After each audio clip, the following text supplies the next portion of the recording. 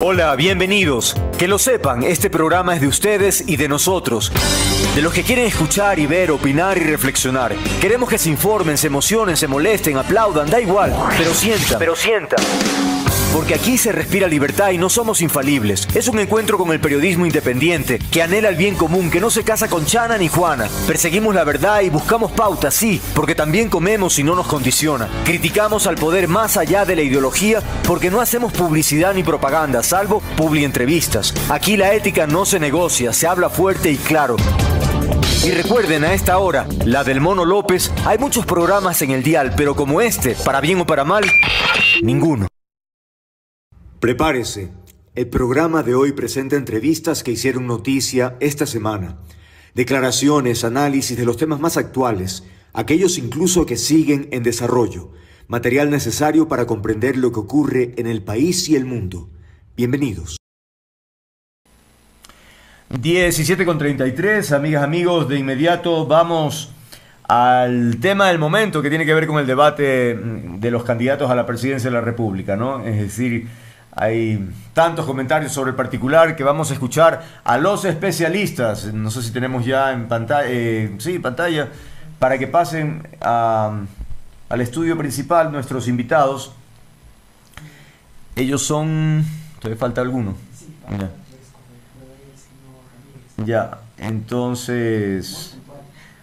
Claro, entonces bueno, vamos con el puntual. Cuando se incorpore el siguiente, pues ahí le deseamos entrar. Ahí tenemos a Ramiro Cepeda, analista político, abogado. Gracias por atendernos. Bueno, he leído, aparte de las opiniones que normalmente cualquier persona se hace al escuchar un debate, y caramba, coinciden mucho en términos de la decepción que pudo haber provocado un debate para conocer o tener mayores elementos para tomar una decisión, y que se diluyó esta conversación, entre comillas, en diatribas, en confrontación, y que en definitiva se desperdició nuevamente una oportunidad importante. ¿Cuál es tu primera lectura de este episodio, Ramiro? Bienvenido. ¿Qué fue, Andrés? ¿Cómo te va? ¿Me escuchas bien? Sí, súper bien. Ya. Tú te decepcionas cuando esperas algo, pero cuando no esperas nada no tienes por qué decepcionarte.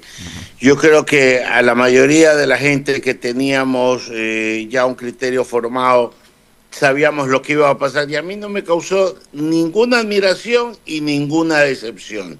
Por tanto, caminar en esa línea, no sé, esperaba más, no le pidas peras al olmo, es lo que hay, es lo que el pueblo ha puesto a escoger entre dos tendencias, y es sobre lo que hay que decidir. Nos guste o no, es lo que hay. ¿Y qué sucedió? Lo que era de esperarse. Al no haber mucho elemento de convicción que te estructure un plan de gobierno, una necesidad de satisfacer, sino dimes y diretes, que sí, que dime que si vas a aceptar a Maduro, dime si el otro es delincuente, hazme la prueba de antidoping. O sea, ¿sabes qué? Se ponen a jugar cual niños, como quién ofende más, quién agrede más, y el país es el único que salió perdiendo. Yo creo que ese 10%, 8% que estaba a la expectativa, o que está a la expectativa de tomar una decisión, yo creo que ya la tiene tomada y sabrá escoger al que sea, pero también creo que hay mucho de ese 8%, 9% que se está dirigiendo hacia anular el voto. Hasta ahí mi primera impresión, Andrés. Bienvenido, gracias Ramiro. A César Febres Cordero se incorpora a la conversación. César, tu primera lectura de lo sucedido ayer, ya lo estábamos adelantando, en el sentido de que hubo en muchos ciudadanos decepción a propósito, dicen, de la pérdida de una oportunidad para dar un poquito más de elementos sobre temas importantes. ¿Crees que, o tú coincides con esa visión? Ramiro decía que, pues bueno, el que tiene expectativas es el que se decepciona. Él no tuvo expectativas porque ya más o menos imaginaba lo que podía suceder. No sé, ¿cómo analizas tú en esta primera parte? Bueno, lo primero, agradecerte, Andrés, por la invitación, extenderte mi cordial saludo a ti y a Ramiro. Un placer compartir con usted este espacio y, por supuesto, a toda su audiencia. A ver, mis primeras impresiones. Como conversaba hace rato con un colega, este debate no merece un mayor análisis conceptual porque pocos conceptos se expusieron o se debatieron. Sobre cómo pudo haber afectado la elección. A ver, primero hay que tratar, porque contamos con poca data, digamos, hay que tratar de definir cuál es el campo de batalla aquí, ¿no? ¿Por qué están compitiendo? Entran a una segunda vuelta que parece tercera vuelta, ¿ya? Tuvimos a dos candidatos que casi que alcanzaron sus números de segunda vuelta en la primera, un nulo que vale decir ya estaba abajo, 680, un blanco 216, digamos, están como que en el piso de la historia reciente. Mm. Y podríamos pensar que van hasta crecer esos números, no es seguro. Desde el retorno a la democracia entiendo que en el 84, en el 92, en el 2006 y en el 2017, en 4 ocasiones, el nulo bajó en segunda vuelta. De ahí, siempre cuando ha habido segunda vuelta ha subido. Entonces no nos sorprendamos si sube el nulo. Entonces, para quienes dicen estaban peleando por esos votos nulos, yo lo pondría en duda. Blancos, eso sí bajan a cada rato también. Creo que siempre han bajado y son pocos. Por los votos de ISA, ¿no? Ha sido un análisis muy interesante. Javier Rodríguez Sandoval, en su blog, que lo recomiendo mucho, en la parte honda, y en el escrito para GK también, donde trataba de desmenuzar la historia reciente, los votos de ISA por parroquias, y encontraba que, bueno, las parroquias donde ISA es fuerte, en la Sierra Centro de la ruralidad, pues Noboa crece más en segunda vuelta, o sea, o creció en la anterior segunda vuelta. La historia en cambio es distinta en un poco más de la mitad de los votos de ISA que están ubicados en las grandes ciudades, ¿no? Entonces, digamos, ahí hay un terreno en disputa, pero que quizá ya viene con una tendencia marcada desde el pasado, ¿ya? Y los votos de Andrea González Nader, que son poquitos y que uno podría pensar que van a Noboa, pero yo vengo advirtiendo, no asumamos, porque esa puede ser gente que esté pensando también en el nulo.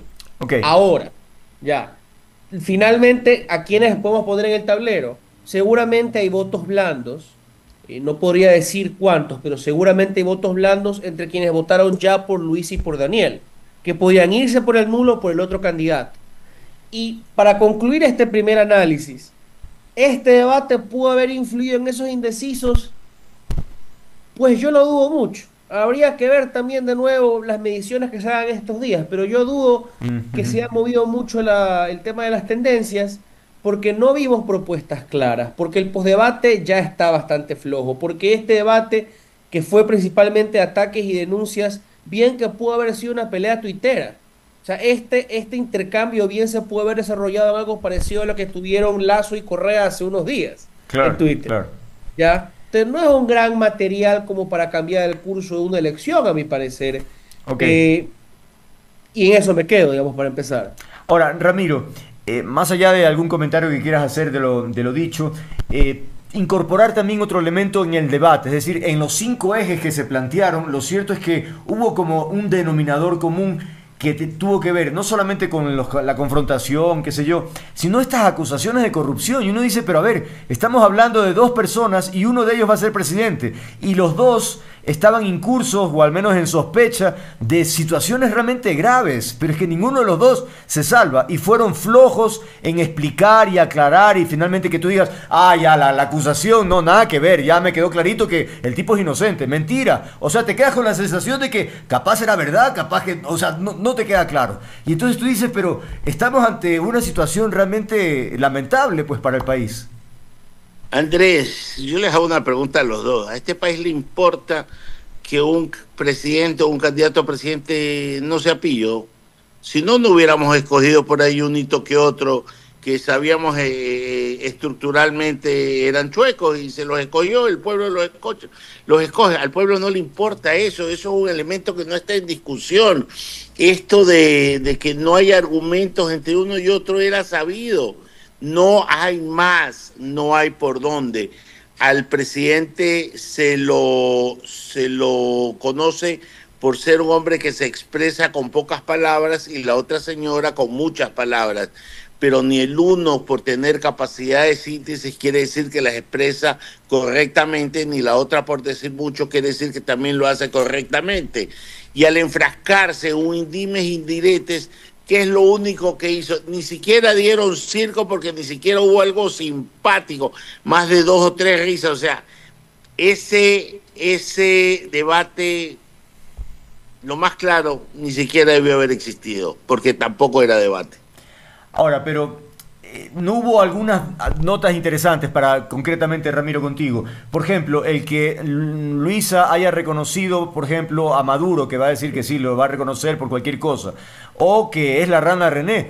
Yo decía, eso es importante porque finalmente está reconociendo que el contenido de esos chats pues es verídico. Y vaya que en esos chats se habla de una estructura no particularmente muy inocente, ¿no? Entonces, allí, bueno, queda en evidencia el cometimiento de posibles irregularidades. Yo sé que tal vez no pese mucho, pero digo, es importante que finalmente ese tipo de cosas quede ahí sin evidencia, ¿o no?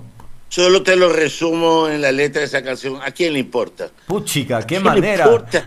Pero es que es ¿A así, quién pues, le Andrés. importa lo que yo... No, pero... Sí, pero es que si a la gente le importara, algunos hitos no hubieran llegado a la presidencia de la República. Eso no es un insumo de discusión en un debate. Lamentablemente, lo que para ti, para mí, para un segmento muy reducido del país, puede que nos importe, para la gran gente, si le importara, no hubiera partidos que tuvieran gran estructura ni gran raigambre electoral. Eso no existiera. Entonces, si existen, es porque a la gente no le importa. Ok, a mí en lo particular me permito decir que me pareció interesante, por ejemplo, saber que Correa y Glass recibieron sueldos de Maduro. Me pareció interesante. Ahora, también del lado de González... Pero por lo decir, menos han recibido un sueldo, pues ya es algo por un trabajo, pues. no, está bien, sí. Glass no sé qué Está bien, trabajo pues. haría, pero en fin, en la cárcel hace tantos años, pero bueno, en todo caso, En línea, en línea. vale, en cuanto al tema este del SRI que no va a cobrar, que Novoa dijo que no le iba a cobrar a la familia, Novoa, porque no le va a cobrar, o que la presidenta de ANN se lo dijo 1000 veces, involucrada en un episodio de narcotráfico, también me parece que es importante, pues César, o no. A ver, y por supuesto que es importante, pero dos cosas, ¿no? Las acusaciones de corrupción, la estigmatización, sin duda generan problemas, ¿no? Pueden hacer perder votos, generar techos. Lo más importante para mí, distraer al que es acusado y Ya. ponerlo a defenderse en vez de proponer programas, lanzar ideas, trabajar en su propia línea de la campaña, ¿ya? Pero, como decía Ramiro, pues, ¿no? O sea, también hay un límite en la efectividad de estas cosas. O Mm, sea, vienes hablando de la corrupción del correísmo por años, el correísmo sigue siendo la primera fuerza política del país. claro, Y los Noboa se fueron desgastando con el tiempo, ahora han resucitado a través de Daniel, pero a los Noboa les tiraron encima primero su relación con los Bucaram, luego los abusos laborales y el manejo de sus empresas y las peleas dentro de la familia. Y sin embargo, Álvaro Noboa fue fuerte por claro, muchos años a pesar de todo eso. comprendo. Por supuesto, el tema de los impuestos. Entonces, Mm, digamos, no creamos que, o no nos sorprendamos más bien porque lancen una denuncia y de repente no se deshaga una candidatura. comprendo, comprendo. Sin más, yo creo que deberíamos apenarnos de que no nos dieron algo nuevo en cuestión de programas e ideas. Y yo sé que para la mayoría del ciudadano, y no es por falta de voluntad, sino por falta de tiempo, de insumos, pues le cuesta ya abarcar una explicación complicada sobre el gasto público y la inversión y las leyes, pero el ciudadano no es tonto y el ciudadano puede entender una propuesta nueva e interesante. Y sin embargo, cuando tocaron al principio cifras, fueron de un lado para achacar al gobierno, Ajá. de otro lado para burlarse de ella con el tema de las becas. Mm, Ahí murió casi el tema de las cifras. Luego pasamos al IES. ujú, El presidente Noboa repitió la de toda la vida del anticorreísmo. No le metan la mano al IES, le pagaron con bonos y el claro, correísmo repitió la suya de toda la vida. La solución es aumentar el empleo, sin claro, explicar cómo lo van a aumentar más allá de lugares comunes, vamos a claro. subir la inversión. Entonces siento que el país se perdió una oportunidad de escuchar nuevas ideas, de escuchar nuevas propuestas con un poquito de sustento, un poquito de concreción. ¿Ya? Y eso de hecho pudo haber, porque no es puro idealismo, pudo haber ayudado a alguna de las candidaturas, ¿verdad? Salirse del estiércol de la pelea, ¿ya? destacarse, diferenciarse del otro al haber sido el único que lanzó una propuesta que nos pudiera haber tenido hablando por varios días. Mm. Ninguno de los dos logró eso. Claro. De hecho, leía pues un montón de comentarios y algunas personas decían, pero si ni siquiera me acuerdo las preguntas que hizo la moderadora, porque quedaban ahí planteadas, pero a la hora de la hora ellos iban por donde querían y finalmente el debate se diluía, ¿no? Ahora, Ramiro, también en términos generales, en el imaginario colectivo parecería que pesa más la actitud confrontativa de Luisa González y que eso podría darle cierta ventaja, digamos, sobre Noboa, que me mostró mucho más prudente, pausado, qué sé yo, ¿no? En definitiva, por allí se podría entonces hablar de una ventaja en el debate con Luisa González. Cuando baja la noche amarilla, sabes que vas a upar a Barcelona. Y cuando baja la explosión azul, sabes que vas a upar a Emelec. Ahí no ibas a convencer a nadie. Ese debate no fue para convencer a nadie. Lo más bonito de la moderadora fue el vestido, porque no le dieron las herramientas para poder ella decidir con su talento lo que podía decidir. Ese debate fue conducido al fracaso desde sus orígenes, porque la estructura de las preguntas, de la respuesta, de lo que ahí se programa, está hecho para que naufraguen en un mar de indefiniciones y de cosas superfluas. Por eso es que no vamos a tener un debate serio, porque eso es un juego entre dos que se juegan al gato y al ratón, el tú me dices y yo te contesto. Por tanto, de si tú quieres que te rescate, una cosa es la que yo vengo sosteniendo durante años y que lo dijo Luisa González: no le puedes dar a una persona que tiene el poder económico el poder político. Eso no debe de ser. César, ¿y la actitud a tu juicio, confrontativa, peleona, digamos, de Luisa en algunos momentos, puede jugar a favor de ella o no?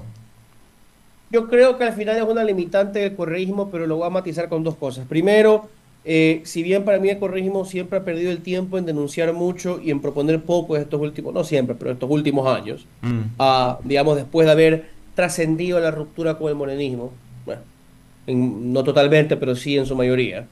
Um, una cosa es, digamos, criticar a Moreno cuando estás contra Lazo o a Lazo cuando estás contra Noboa. Pero ahora estás criticando a Noboa, que es presidente candidato. Entonces podría tener un poquito más de fuerza, un poco de efecto positivo para la candidatura del correísmo de criticar al presidente que es el candidato y su contrincante. Pues creo que sí. Y lo segundo, quizá en el correísmo se dieron cuenta que el estigma no se lo van a poder quitar en 1 o 2 meses, ¿ya? Que lo mejor que pueden hacer es arrastrar hacia el lodo a Noboa, estigmatizarlo. A mí me han tachado frente a cierta parte de la población de narcopolítica. Muy bien, hagamos pues esta elección en parte sobre narcopolítica y quedemos todos embarrados, ¿ya? Eso puede ser una forma de, digamos, acortar las distancias, quitarle una ventaja a Noboa. Creo que a eso corresponde un poco la actitud de Luisa González, que no es tan propia de ella, digamos, ¿no? No lo digo porque esté mal que una política mujer muestre agresividad, no, para nada.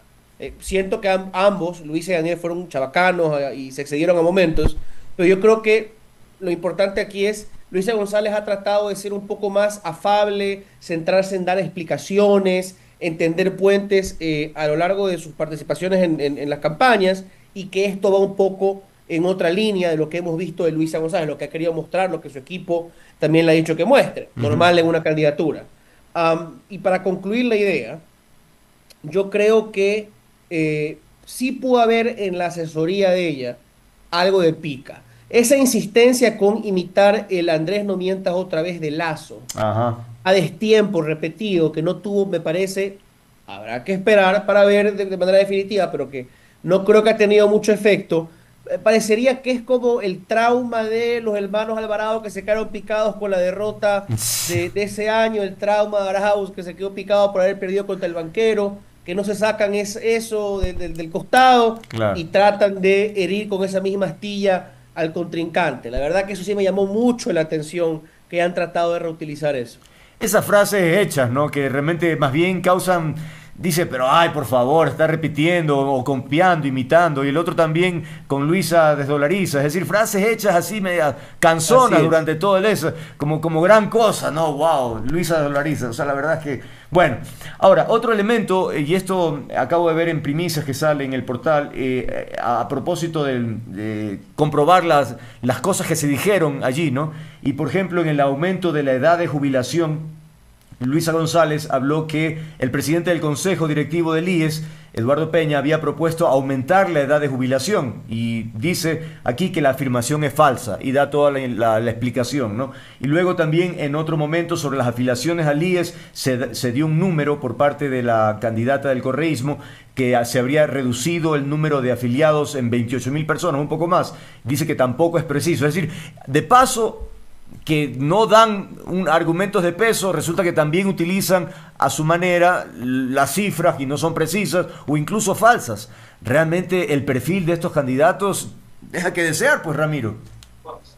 Es lo que vengo sosteniendo. Uh Como -huh. Luisa se olvidó que estaba conversando o debatiendo con el presidente constitucional de la República, el presidente se olvidó que estaba debatiendo con una señora. Ambos se olvidaron del respeto que se deben de guardar de manera recíproca.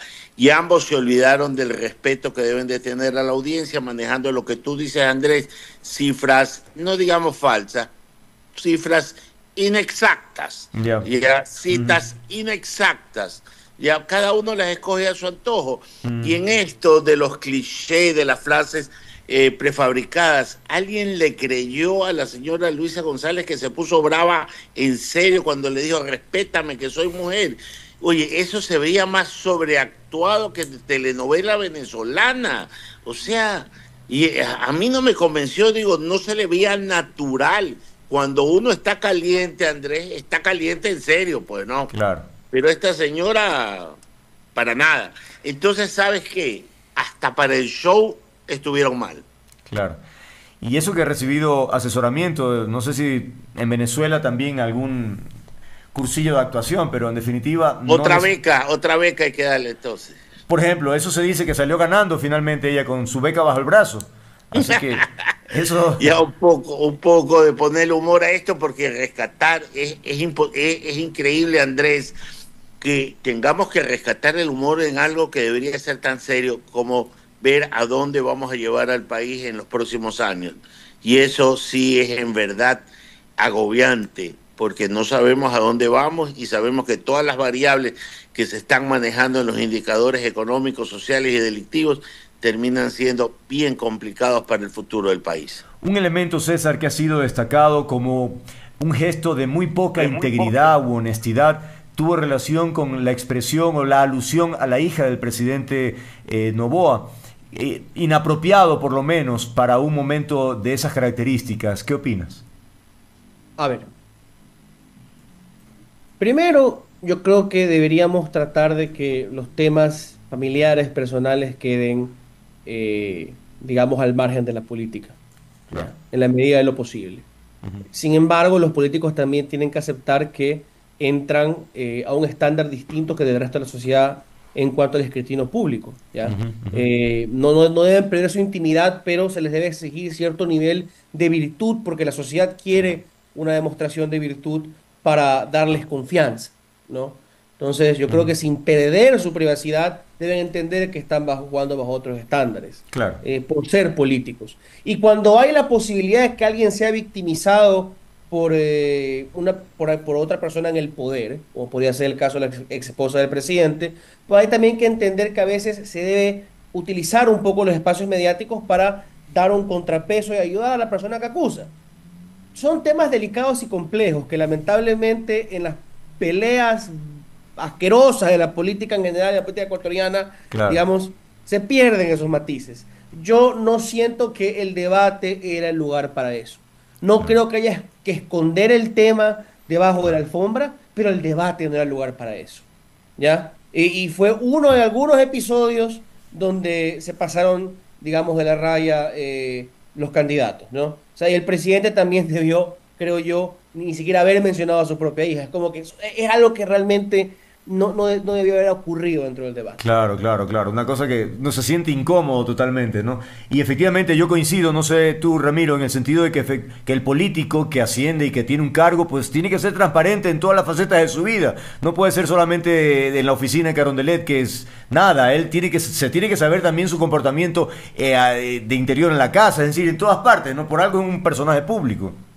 Si no, pregúntale a Bill Clinton. Claro. Ahí te pongo un ejemplo. Y cuando los magistrados de la Corte Suprema de los Estados Unidos son propuestos por el presidente de ejercicio, no le investigan hasta qué hizo en el preescolar. Claro, Entonces, claro. yo no estoy diciendo que estoy bien, que está mal, que fue adecuado o inadecuado. Estoy diciendo que uno se somete a eso, uno se expone a eso y eso es lo que puede suceder. Y solo para aclarar, quien pone ese tema en la palestra no es la señora Luisa González, es la ex esposa del señor presidente constitucional de la República. Claro, claro, ella evidentemente está liderando, digamos, una campaña para que se introduzca una reforma para el tema de violencia vicaria, ¿no? Es lo que ella sostiene que ha sufrido, aparte de muchísimas otras mujeres, ¿no? Entonces, bueno, pero en fin, definitivamente, en términos generales, entonces, las críticas pasan porque no hubo una buena estructura del debate que no permitió que haya un debate de fondo y darle mayor libertad tal vez al moderador para que pueda intervenir, ¿no? O sea, no sé sinceramente si es que estaba establecido que tenía que ser así de rígido o, o no lo hizo, no, esa parte lo No, sí ignoro. había un reglamento que te ponía casi una camisa de fuerza, Andrés, que Entonces, yo no sé para qué caramba hicieron un comité de debates para hacer las preguntas que no iban a poder contestar. claro, no, Y solo te doy un ejemplo, la Ecotec hace unas semanas hizo el debate de los candidatos a diputados nacionales y la trajo Andrea Bernal,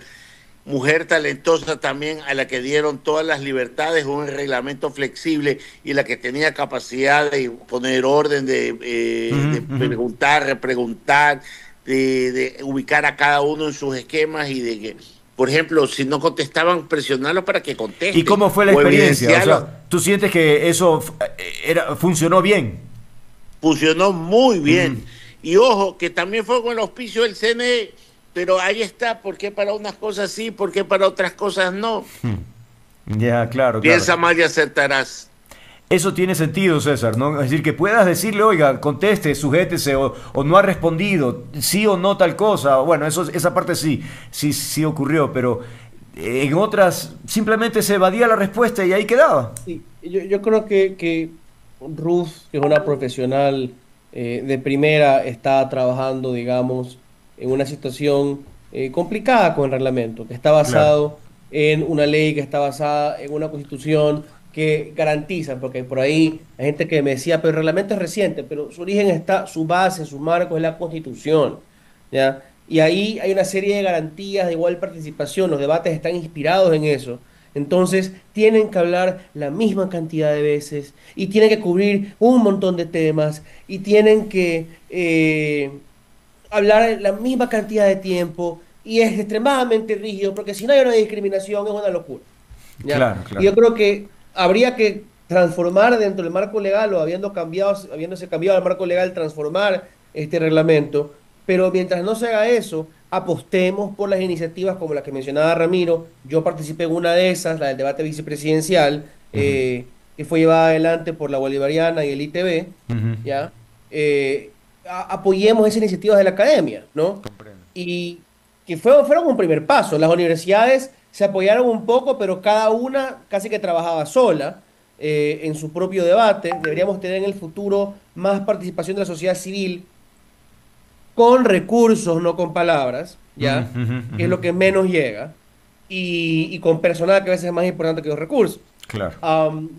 Habiendo sido moderador, yo te puedo decir una cosa. Hay que tratar de no intervenir. Uno no puede ser el protagonista. Obvio. Hay que evitar interrumpir, pero a veces hay extremos donde debes interrumpir, lo cual es delicado porque si un candidato, digamos, rompe más las reglas que el otro, te va a tocar interrumpirlo más ¿Y qué te va a decir un montón de gente del público, no solo Ah, sus fanáticos? Ah, se le cargaron. claro, Y no claro, está en riesgo solamente tu reputación y tu carrera, está en riesgo la legitimidad del debate claro, y de claro, las claro. instituciones que están detrás. Entonces, es muy delicado, pero hay otras maneras de maniobrar sin interrumpir. Recordatorios, el manejo que no lo tuvo esta moderadora de las repreguntas, ¿verdad? Esa libertad de hacer repreguntas creo que nos ayudó a nosotros en el debate vicepresidencial para encauzar las conversaciones o asegurarnos de que se cubran las áreas que creíamos importantes de tratar. Así que, digamos, mal formato, pero no la achaquemos a Ruth, que la verdad era una posición muy delicada, muy difícil. Sí, no, no, Yo no no. le, por un acaso, yo no le estoy achacando a Ah, Rubén, estoy No, diciendo que de hizo lo acuerdo. que pudo con lo que tenía, pero sí, lo que hay que sacar de las manos, y voy a coincidir contigo, hay que sacar de las manos al Consejo Nacional Electoral, que ni elecciones sabe organizar, peor un debate. sí. Dejemos, dejemos en las manos de los que saben, de los profesionales de la comunicación, de la academia, que hagan el debate, y cuando los debates sean, ya, y que busquemos el escenario adecuado y la estructura adecuada. Un debate puede ser de un tema y en otra universidad puede ser otro debate de otro tema, y así podríamos ir andando, y a lo mejor podríamos tener una mejor oferta de candidatos, pues ya al verse expuesto y que sepan que no van a poder hablar pendejadas al aire, ya se cuidarían un poquito más, aunque hay algunos que no se cuidan de nada. Obvio, ¿quién lo dice? Pero me parece bien. Con ese tipo de epítetos a veces es mucho más gráfico cuando se quiere decir algo, ¿no? Y bueno, así es Que que... se llama francés, Andrés, francés. ¿Perdona? ¿Qué cosa? Francés. Ah, sí, sí, sí, yo comprendo. El francés se te sale de repente.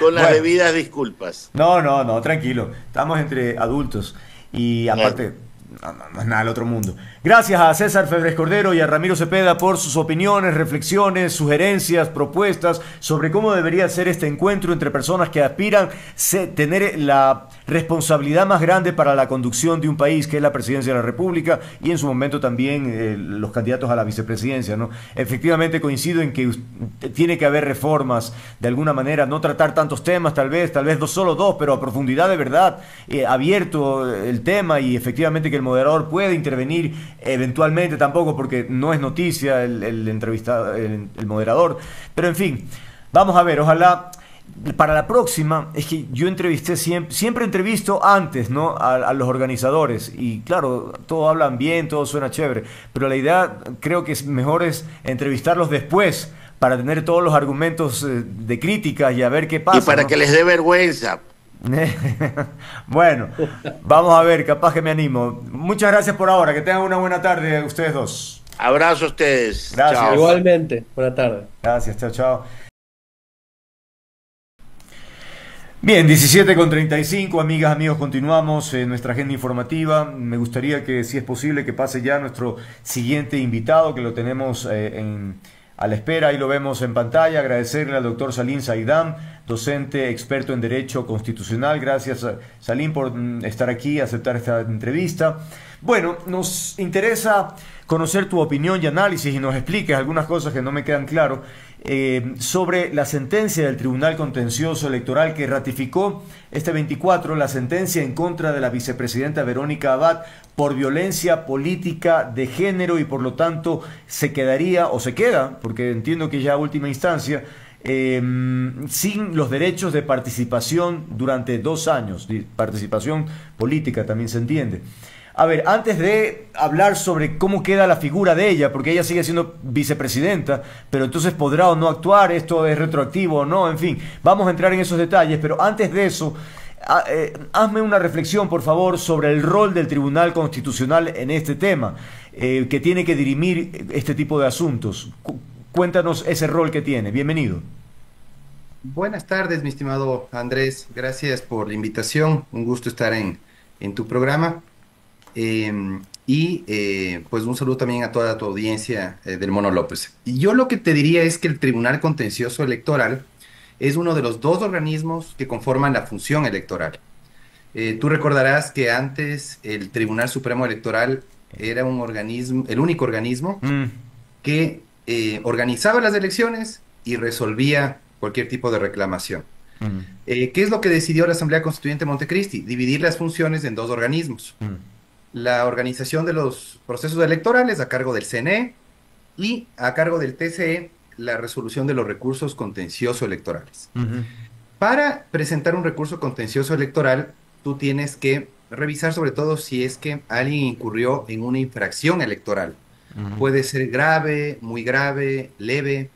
En este caso puntual, por ejemplo, se le está atribuyendo a la vicepresidenta de la República una infracción grave que está en el 280, me parece, del Código de la Democracia. ujú. Entonces, esa es la función que cumple el Tribunal Contencioso Electoral, resolver recursos contenciosos electorales porque es del organismo judicial de la función electoral.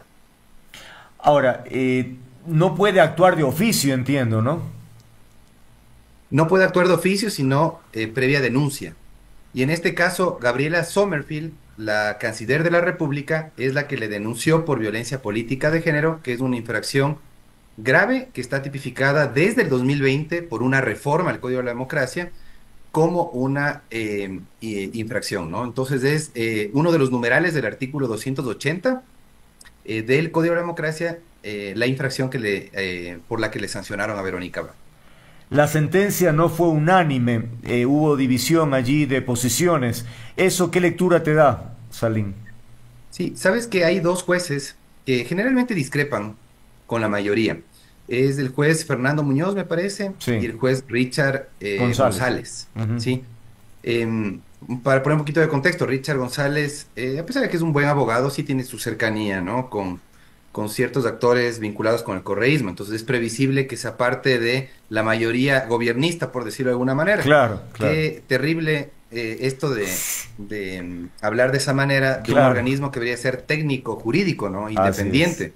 Pero claro, tú tienes una mayoría alineada. Sí, se quedó congelada la imagen, pero te estamos escuchando. A ver, dejamos... El internet anda ahí medio... Jueces con trayectoria, con formación en el ámbito electoral y que con el conocimiento jurídico puedan resolver este tipo de asuntos técnicos, ¿no? Sin embargo, lastimosamente ves tú a jueces del nivel de Ángel Torres, Guillermo Ortega, que han sido muy complacientes con los gobiernos de turno. No Claro. es la primera vez que son complacientes con el gobierno de Noboa. En el gobierno de Lazo, la misma historia. Ujú, Y es lamentable, ¿no? Porque ellos deberían resolver en derecho, claro. con la Constitución en la mano y el Código de la Democracia también. Claro. Y sin embargo, tú ves que están siempre resolviendo con cálculos políticos de una manera bastante cuestionable. Ahora sí, vayamos a los efectos jurídicos que implica esta sentencia para Verónica Abad. Perder los derechos de participación, ¿qué alcance tiene si ella ejerce la vicepresidencia de la República? Por elección popular, ¿no? No, no, ¿Sabes no. que algo que sucede acá Ujú, es que se trata de una autoridad de elección popular que fue electa en binomio con el presidente Noboa? claro. Es decir, tú tienes una regulación en la Constitución de cuáles son las causales para la cesación en funciones de una vicepresidenta. Una vicepresidenta no puede cesar en funciones por decisión del Tribunal Contencioso Electoral. Claro. ¿Sí? ¿Cuándo puede cesar en funciones? Cuando es destituida por la Asamblea La Nacional, Asamblea, por ejemplo, claro. luego de un juicio político. Puede también ser destituida o puede incurrir en alguna de las causales que establece la Constitución. Si tú observas la Constitución, establece causales de cesación en funciones taxativamente enunciadas y definitivamente no está contemplada la cesación en funciones por parte del Tribunal Contencioso Electoral. Entonces hay que aclararle también a la ciudadanía de que el Tribunal Contencioso Electoral no ha cesado en funciones a la vicepresidenta Abad, pero es una suspensión, como dice muy bien Ismael Quintana, que puede derivar en la cesación en funciones. Ahí viene lo absurdo, porque le están suspendiendo, ¿sabes por qué tiempo? Por 3 meses. Ujú, 3 meses me parece que son, 3 meses. ¿Cuándo se van a cumplir 3 meses? Ya cuando termine el periodo. claro, claro. Cuando termine la segunda vuelta, ya no está en funciones ni Daniel Noboa ni Eda. Bueno, Daniel Noboa podría si es que es Podría, reelecto, ¿no? claro. pero ella definitivamente ya no va a estar ni siquiera en funciones y va a estar suspendida ya por el resto del periodo que le queda. Claro. Entonces termina convirtiéndose en una especie de cesación en funciones que muchos especulaban era para que el presidente esté facultado a enviar una terna a la Asamblea para designar ya su reemplazo definitivo, pero no se sabe todavía si lo va a hacer.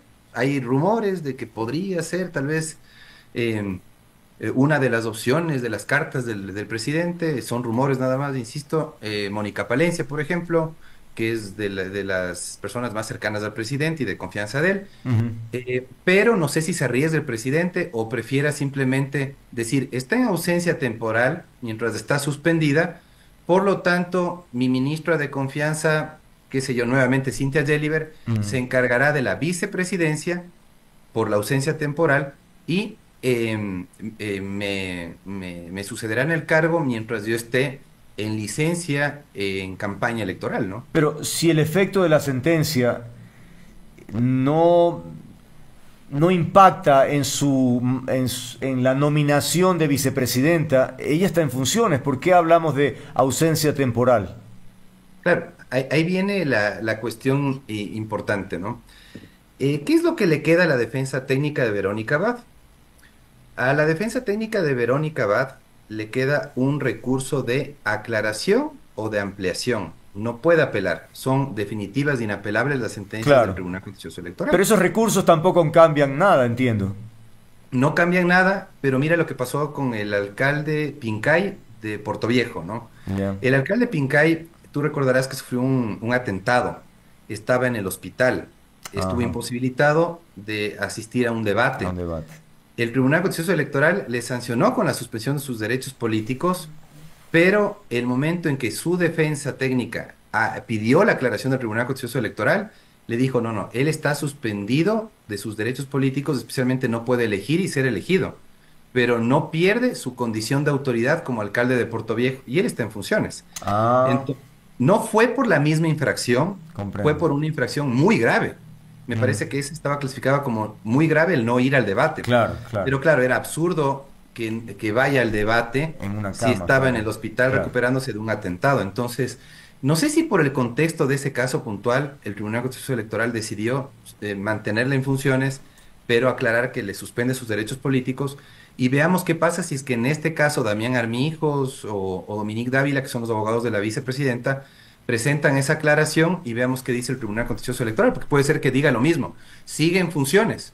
Y si sigue en funciones y el presidente va al CNE a pedir la licencia, la vicepresidenta va, debería asumir la presidencia. Yo creo que ya por las actuaciones que ha tenido el presidente, se aprecia que no le va Claro, a encargar la por presidencia bajo supuesto. ningún concepto. Sí. Así que yo creería que lo que van a tratar de hacer en este caso es vender la idea de está suspendida con sus derechos políticos, está ausente temporalmente del cargo, por lo tanto, mi ministro de confianza se encarga de la vicepresidencia. Aunque ella esté en funciones allá en Turquía, es decir, ella está ejerciendo su rol, ha mandado algunas imágenes también, está haciendo gestiones en nombre del gobierno, es decir, ¿cómo entender eso? Es decir, es como forzado el tema, ¿no? Sí, pero ¿sabes qué, mi estimado Andrés? Que cuando te suspenden tus derechos de participación, te Sí. suspenden todos los derechos que están, me parece que es en el artículo 61 de la Constitución. Ya, Entre esos desempeñar cargos públicos. Entonces no puede desempeñar ningún cargo público. Ella ok. tendría que regresar, la Cancillería le tendría que facilitar su Su regreso, su regreso. traslado acá a Quito, Mm, para que ya pueda, digamos, acatar esa sentencia del tribunal que le suspende con sus derechos políticos y le impide desempeñar cargos públicos. mm. Ahora, a ver, entre las alternativas que estaba leyendo sobre lo que puede ocurrir, dice que podría interponerse una acción extraordinaria de protección ante la Corte Constitucional, pero este recurso aplicaría si se considera que hubo una vulneración de derechos en el proceso. Entonces ahí habría que definir si es que eso sucedió o no. Claro, ¿sabes que las sentencias del Tribunal Contencioso Electoral son impugnables ante la Corte Constitucional a través de la acción extraordinaria de protección? Ujú. ¿Sabes quién presentó una acción extraordinaria? Jan Topic, por ejemplo. Pero la Corte Constitucional inadmitió a trámite esa demanda, diciendo qué pena, es en medio de un proceso electoral, durante el periodo electoral, así que no voy a poder tramitar esta acción extraordinaria. Entonces, lo propio podría suceder con Verónica Abad. Si va a la Corte Constitucional a presentar una acción extraordinaria, puede ser que le inadmitan a trámite.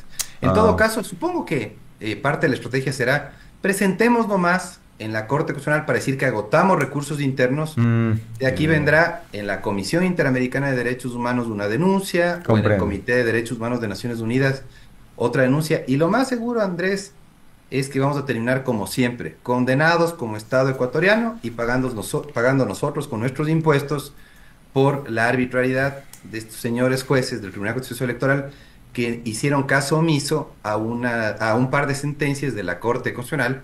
Me parece que es la sentencia 2024 del 9 de enero de 2025, y me parece que hay una anterior de diciembre del 2025, creo que es la 224 del 2024, de diciembre del 2024, en el que la Corte dice, estas son las causales de ausencia temporal, solo las que están en la Constitución.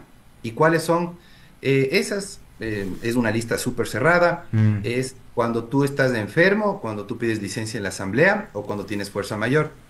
¿Cuál de esas irán a utilizar en este caso? Porque lo que veo yo es que el ministro José de la Gasca está empeñado en decir que está ausente temporalmente del cargo cuando están suspendidos sus derechos políticos. Pero esa causal de la suspensión de derechos políticos no está reconocida por la Corte Constitucional. Entonces, por eso es que, ¿qué es lo que ha hecho Verónica Abad? Ir a denunciarle en la Fiscalía a Guillermo Ortega, que es el autor de la sentencia de primera instancia, por prevaricato, para dar contra norma expresa. La Constitución clarito te dice, solo estas tres causales son causales de ausencia temporal, ninguna otra. Y en este caso, quieren inventarse una causal de ausencia temporal diciendo, están suspendidos sus derechos políticos, por lo tanto está impedida de ejercer el cargo como vicepresidenta. La Corte ya dijo claramente, a ver, la Corte ha justificado su postura con base en que hay un estatus especial del jefe de Estado, que es extensivo también al segundo a la segunda mandataria, ¿no? Para una estabilidad clara en el cargo. Imagínate lo que sería que al presidente le apliquen lo mismo. Imagínate que el Tribunal Contencioso Electoral esté destituyendo, cesando en funciones o suspendiendo a presidentes o vicepresidentes. Tendríamos una inestabilidad terrible. Entonces, hay que ponerle hay que cuestionar este paro del Tribunal Contencioso Electoral, porque me parece que tiene connotaciones políticas para favorecer a un actor político, sacarle del camino a un personaje que le resulte incómodo. Total. Y no puede ser utilizado para esto una institución del Estado, ¿no? Leía que una de las alternativas después de la sentencia es que el Ministerio de Trabajo inscriba el impedimento para ejercer el cargo público a Verónica Abad, pero advierte esa nota periodística que estuve leyendo que la Corte Constitucional ya ha señalado que la vicepresidencia no es equiparable a un cargo público común, es decir, que no tendría sentido que el Ministerio intervenga en este tema. Exactamente. Es que no puedes darle el mismo tratamiento que a cualquier cargo público, ¿no?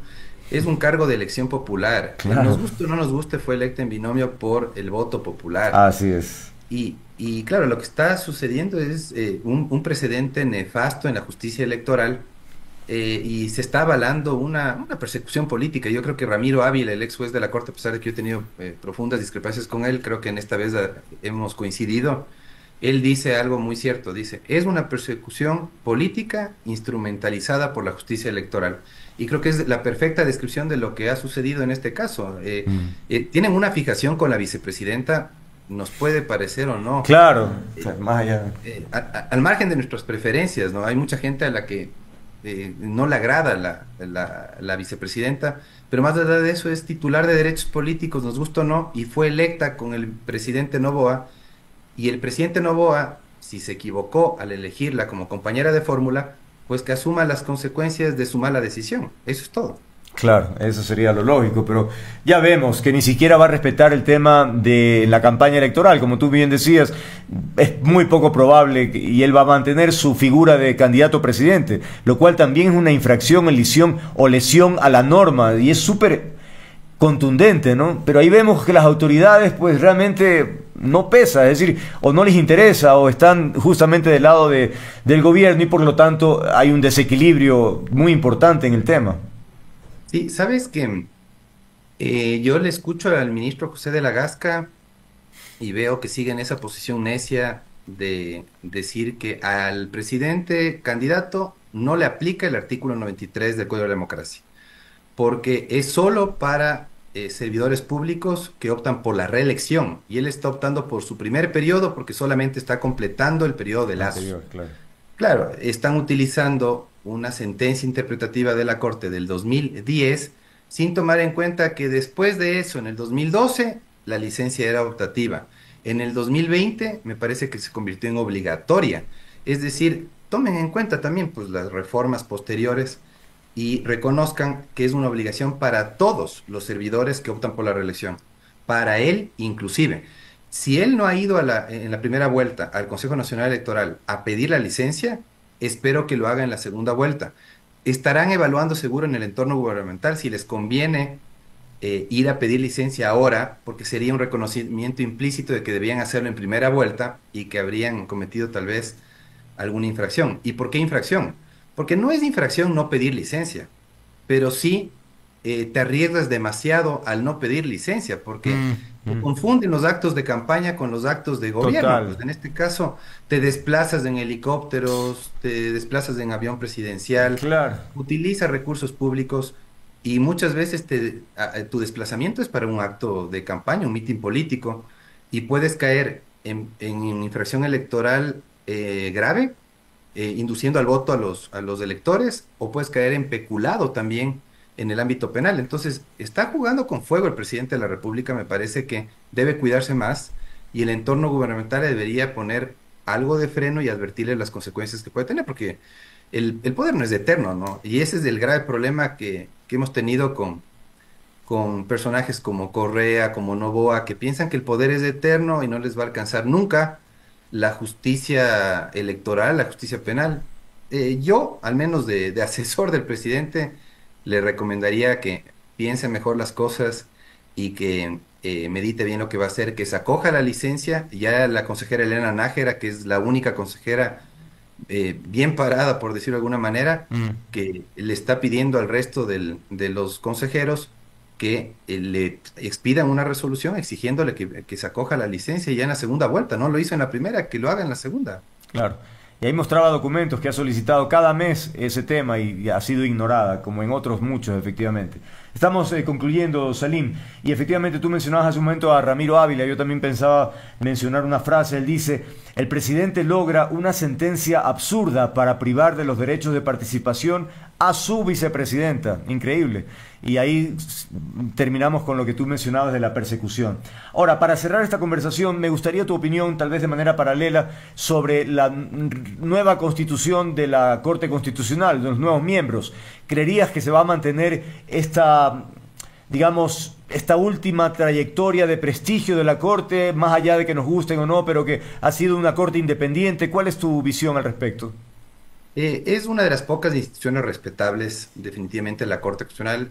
Podemos discrepar con algunos de sus fallos, pero hay que reconocer que ha existido bastante diligencia en el tratamiento de algunos casos, demoras en otros, sí es Ujú. cierto, pero no las demoras que tenías antes, ¿no? En la Corte Cervecera.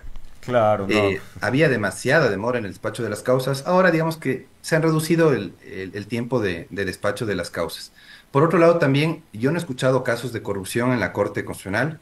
Creo que desde el punto de vista ético son Así buenas es. las credenciales que tienen. Ujú. Y también desde el punto de vista de la formación, son el perfil que tienen los jueces, tanto los que estuvieron desde el 2019 como Hasta los los que últimos. han entrado en la Ujú, primera ujú, renovación y en esta segunda renovación, ujú. son personas que vienen de la academia, Así ¿sí? es. Digamos que uno tenía perfil político, que era Enrique Herrería, Ujú. que fue asambleísta, diputado, ¿no? Y Claro. cercano a partidos políticos. Pero el resto vienen de la academia, expertos en derechos humanos, en derecho constitucional, profesores respetados, con quienes podemos igual disentir, pero respetable. Jorge Benavides, por ejemplo, tuvo también su trayectoria política, fue viceministro del Servicio Público del Ministerio de Trabajo de Lazo, Claro. pero Ujú. es un hombre de academia, es un docente respetado, fue decano en el IAEN, trabajó en la Corte Constitucional, es un hombre conocedor del derecho constitucional. Así es. Igualmente, en el caso de José Luis Terán, ha hecho carrera judicial, ¿no? Tiene varias maestrías, y en el caso de Claudia Salgado, que la impugnaron de Texaco Chevron, ella tiene buenas credenciales académicas también, tiene varias maestrías, creo que hasta un doctorado inclusive, hija del doctor Hernán Salgado, que es también un jurista muy respetado. Claudia es una estudiosa del derecho, una buena abogada, que espero mantenga el nivel de la corte, porque ese es el reto enorme que Claro. tienen. La vara que dejan los jueces es bien alta. Mira, por ejemplo, sale Daniela Salazar con Ramiro Ávila, serían dos bajas del ala progresista, por De decirlo de alguna acuerdo, manera. de acuerdo. Y salen ahora dos jueces del ala conservadora, ¿no? Enrique Herrería, Carmen Corral. Ujú. No sabemos qué va a pasar ahora, cuál va a ser la nueva correlación de fuerzas, pero yo creo que se va a mantener la línea progresista, entre comillas, Mm. y el ala conservadora creo que se queda solamente con Teresa Núquez, posiblemente con Claudia Salgado se suma al sector conservador, Mm. posiblemente, todavía Sí, no claro, habrá que sabemos, verla. pero veamos, yo creo que al menos se va a mantener la respetabilidad de la Corte, mi estimado Andrés. Salim, agradecerte como siempre tus opiniones profesionales, técnicas, a propósito de esclarecer estos tópicos que pueden resultar un poco confusos por todos los elementos que hemos conversado, y te agradezco como siempre la claridad de los conceptos. Ha sido Salim Saidán, docente y experto en Derecho Constitucional. Que tengas una buena tarde, Salim. Gracias, mi estimado Andrés. Una buena tarde y un fuerte abrazo. Gracias, igualmente. Bueno, dicho eso, 18 en punto. De inmediato damos la bienvenida a nuestra siguiente invitada. Que pase por favor al estudio principal. Se trata de la asambleísta de ADN, Inés Alarcón. La hemos invitado ahora porque nos interesa su opinión de un episodio curioso, sorpresivo realmente. No sé si había antecedentes, pero lo cierto es que nos enteramos el mismo día de hoy que hubo una sesión muy peculiar allá en Esmeraldas, convocada por la presidenta de la Asamblea. No sé si el motivo de la convocatoria se justificaba un traslado, si hubo el tiempo previsto. Es decir, ¿cómo nace esta iniciativa? Luego vamos a hablar del comunicado que ustedes han publicado para ver detalles, ¿no? Pero cuéntenos los antecedentes, asambleísta. Bienvenida. Andrés, buenas tardes, un saludo afectuoso a todos quienes nos escuchan, gracias por esta amable invitación. Bueno, nosotros lo habíamos advertido desde hace semanas. La Asamblea Nacional se ha convertido en la central de campaña del correísmo y, por supuesto, de la candidata, la señora Luisa González. Mire, el único objetivo que tiene la presidencia del Parlamento es desacreditar, exhortar al gobierno nacional y plantear puntos en el debate de acuerdo a la agenda particular que están manejando. En las últimas sesiones no hemos tenido ninguna trascendencia. Hablamos sobre la adjudicación del Campo Sacha, que no se dio, aún así hablaron del tema, hablaron del tema de los chalecos, que no tuvo ninguna mayor justificación para tratarlo en el Pleno de la Asamblea Nacional, puesto que una comisión ya estaba fiscalizando la compra de estos chalecos. Hemos perdido valioso tiempo, que son recursos del pueblo ecuatoriano. Ahora nos hemos podido dar cuenta de esta sesión Esmeraldas, que ni siquiera tuvo el quórum adecuado, y que la presidenta, en un juego político, lo que hace es cambiar la modalidad a híbrida para que se permita conectar a otros asambleístas. Eso no está contemplado en la ley orgánica de la función legislativa. Mire, en el sector público solo se puede hacer lo que está expresado en la norma, nada más. Y hoy se saltaron cualquier reglamento, decidieron pasarse por encima de la norma únicamente para tener el quórum y poder sesionar. A ver, pero sí es, pero perdón que interrumpa. Es decir, sí es posible que la Asamblea sesione en cualquier parte del país, pero tiene que haber algunos requisitos previos. ¿Cómo es? Correcto. Puede, a ver, para llamar a sesionar tiene que tener 24 horas. Y usted indica si es presencial, si es virtual o semipresencial. Yeah. Pasadas estas 24 horas, la sesión se va a llevar a cabo, en este caso presencial. No existe la forma, no existe en el reglamento de la ley orgánica, la función legislativa, que de último momento, al no tener quórum, usted dice, bueno, vamos a hacer presencial. Eso no existe, y vuelvo a repetir, en el derecho público únicamente se debe hacer lo que está escrito, no da espacio a interpretación, y hoy la presidenta de la Asamblea Nacional una vez más ha saltado las normas, y lo que han hecho es utilizar la Asamblea Nacional como su espacio para poder llevar la agenda que ellos llevan, la agenda de la candidata. Ahora, en el comunicado que saca ADN, entre otras cosas, por ejemplo, ustedes mencionan que la propia Luisa González habría reconocido que fue por intervención de ella, solicitud, influencia, como le quieran llamar, es que finalmente motivó a Viviana Veloz a hacer esta sesión. ¿Hubo alguna declaración concreta? ¿A qué se refieren? Yo no la he escuchado a la señora González. Ella confirma en el medio de comunicación que ella le pide a la presidenta que este tema sea abordado por la Asamblea Nacional y que se lo haga en Esmeraldas. Entonces la señora presidenta de la Asamblea Nacional procede a hacer lo que dice la presidenta de la Revolución Ciudadana y a sesionar en Esmeraldas. No puede utilizarse así el primer poder del Estado, donde quedan realmente la agenda país que se debe manejar. Ahora lo que ellos están haciendo es utilizando a todo una función como lo es la Asamblea Nacional para llevar a cabo la agenda política de esta candidatura. Ahora, se podría argumentar, porque a ver, la idea es tratar el segundo debate del proyecto de ley orgánica de participación de las rentas del Estado a favor de gobiernos autónomos descentralizados como las provincias de Esmeraldas, Santa Elena y Sucumbíos. ¿Justifica eso? ¿El desplazamiento se podía hacer en Quito sin ningún problema, presumo? Claro, la sede es de aquí en Pichincha, en la ciudad de Quito. Todos los temas a nivel nacional se tratan en el pleno de la Asamblea Nacional. Lo cual no estamos de acuerdo también es que la presidenta de la Asamblea Nacional manda a sesionar virtual, cuando los asambleístas tienen la obligación de asistir al pleno de la Asamblea Nacional para realizar su trabajo. Es clarísimo la agenda que están llevando, es clarísimo cómo ellos están utilizando estos espacios para sus fines de agenda política y a beneficio de la candidata Luisa González. Mire, nosotros no estamos en contra de que se aprueben proyectos de ley importantes para el país, por supuesto, no estamos en contra de que se haga cualquier tipo de fiscalización, la transparencia es lo más importante en un Estado democrático, pero lo que sí estamos en contra es que se utilicen el primer poder del Estado para que se mueva a un lugar únicamente porque ahí va a estar la candidata y ahí van a poder hacer medios y ahí van a poder ejecutar al gobierno y ahí están utilizando esta función únicamente para sumar votos. Como me corresponde ser abogado del diablo como periodista, ¿no? Se podría decir lo mismo, pregunto, del presidente candidato, que en cualquier desplazamiento hay pues la ambigüedad. Si es presidente, es candidato, ofrece que va a dar no sé cuánto, 1 millón de empleos en los próximos 4 años. Es decir, ahí también se podría decir, está aprovechando su condición de presidente. Bueno, el presidente no deja de ser presidente. El presidente tiene que todos los días trabajar a favor de los ecuatorianos. Pero debería pedir licencia. Bueno, entiendo que en los próximos días saldrá el tema de la licencia, pero mientras él no lo haya pedido, sigue siendo presidente y él tiene que trabajar todos los días a beneficio de los ecuatorianos y darles soluciones a los inconvenientes que viven los ecuatorianos. Para eso lo eligieron, para administrar el Estado.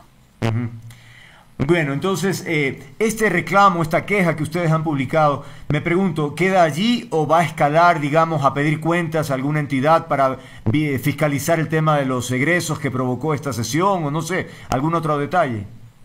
Nosotros hemos pedido ya información del uso de los recursos y de todo el contingente para que se dé esta sesión.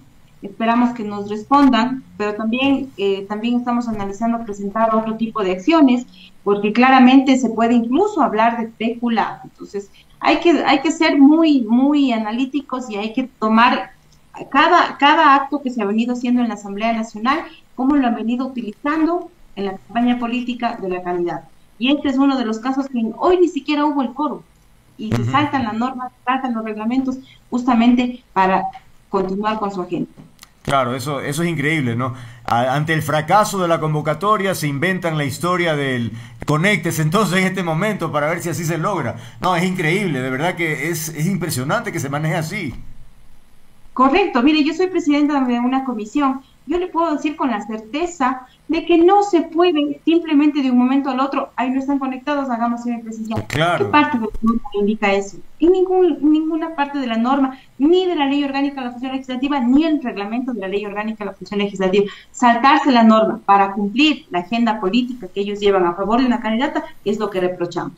Ahora, Alejandro Muñoz, secretario de la Asamblea, ha advertido que que la Asamblea no va a cubrir los gastos de movilización, transporte, hospedaje ni viáticos para ningún asambleísta. Entonces allí hay otros gastos, ¿no? La organización del evento y todo, pero no sé qué tan oneroso sea aquello. Pero de todas maneras son gastos, eso es lo importante de reconocer, ¿no? Es movilizar la Asamblea Nacional. Claro. No es otra cosa, que es movilizar la Asamblea Nacional.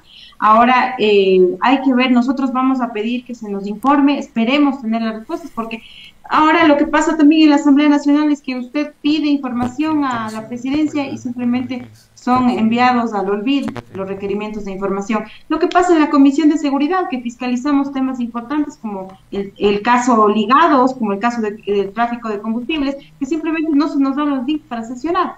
O sea, créame que estamos viviendo una completa dictadura en la Asamblea Nacional. No se puede trabajar, trabajan de acuerdo a una agenda política, ya tienen marcada la hoja de ruta a favor y beneficio de una candidata. Es una pena, lastimosamente, porque los ecuatorianos están viendo esto en la Asamblea Nacional. Y venimos de un proceso de transición donde una Asamblea Nacional fue con el 2% de credibilidad. Hoy tiene el 13%. Incluso, hasta para mejorar la institucionalidad de la Asamblea, se debería trabajar con una agenda país, dejando de lado lo que están haciendo ahora y que es a plenas luces los ecuatorianos. Claro. Ahora, el panorama tampoco se ve muy bueno porque la próxima asamblea pues va a tener más o menos una correlación de fuerzas y vamos a ver lo mismo, hay cuantos reelectos también, es decir, yo no sé, la verdad es que la expectativa sobre un cambio cualitativo en la asamblea no se vislumbra. Esperemos que una vez que estemos en la Asamblea Nacional hay temas y proyectos muy importantes que deben ser llevados al pleno de la Asamblea Nacional. Marcos normativos que se piden de urgencia y que, por ejemplo, reformas al Código Orgánico Integral Penal que se está esperando por años, no llegan. Hay normativa que está esperando procesos de fiscalización que deben ser tratados en el pleno de la Asamblea Nacional y no se trata el día del gamer, el día del bizcocho, se exhorta al gobierno. El exhorto es un saludo a la bandera, no significa nada. Hay temas de los que se está gastando los recursos del Estado y que nosotros no estamos de acuerdo en que se siga manteniendo de esta manera. Esperamos que se puedan abrir los puentes de diálogo, se puedan tender estos puentes de diálogo, que hayan estas alianzas puntuales, estos acuerdos mínimos, pero siempre a beneficio del país. Y justamente en esa línea, en este tiempo entonces ustedes están provocando una suerte de acercamiento para llevar, digamos, a los futuros asambleístas independientes o medios indecisos a las filas de ADN en este caso. Sí, siempre vamos a mantener estos diálogos, siempre vamos a mantener estos acuerdos puntuales a los que se pueda llegar. Siempre es importante dialogar, este es un cuerpo colegiado. Pero tienen algo, tiene ya tal vez por ahí visto 1, 2, 3, 4, no sé, ¿hay alguna perspectiva que nos puede decir en cuanto a números? ¿De cuántos cree que ustedes están hablando? Somos 68 asambleístas, somos la primera minoría de la Asamblea Nacional. Tenemos asambleístas que ya se han sumado y que eran independientes, que entraron independientes y que ya se han sumado a nuestras filas. ¿Y cuántos serían entonces con los nuevos? 68. 68 ya con los nuevos. Ah, ok. Bueno, es un número importante sin duda. ¿Ah? Sí, esperamos igual mantener la conversación con todos los asambleístas. Vuelvo a repetir, al ser un cuerpo colegiado, depende de todos sus actores para que podamos tener un resultado para el país y que el país mire a la Asamblea Nacional como lo que debe ser, una institución que venga a mejorar la calidad de vida de los ecuatorianos a través de normativas, pero que estén conectadas a la realidad. Oiga, y en ese proceso de conversar con los independientes, ¿cuál es el argumento para convencerlos? Pues, ¿qué les hablan? ¿Solamente del país? ¿O les dicen, bueno, vente, de pronto podemos hablar algún rato, no sé, algún carguito? De eso se dice mucho, no sé, ¿qué dices?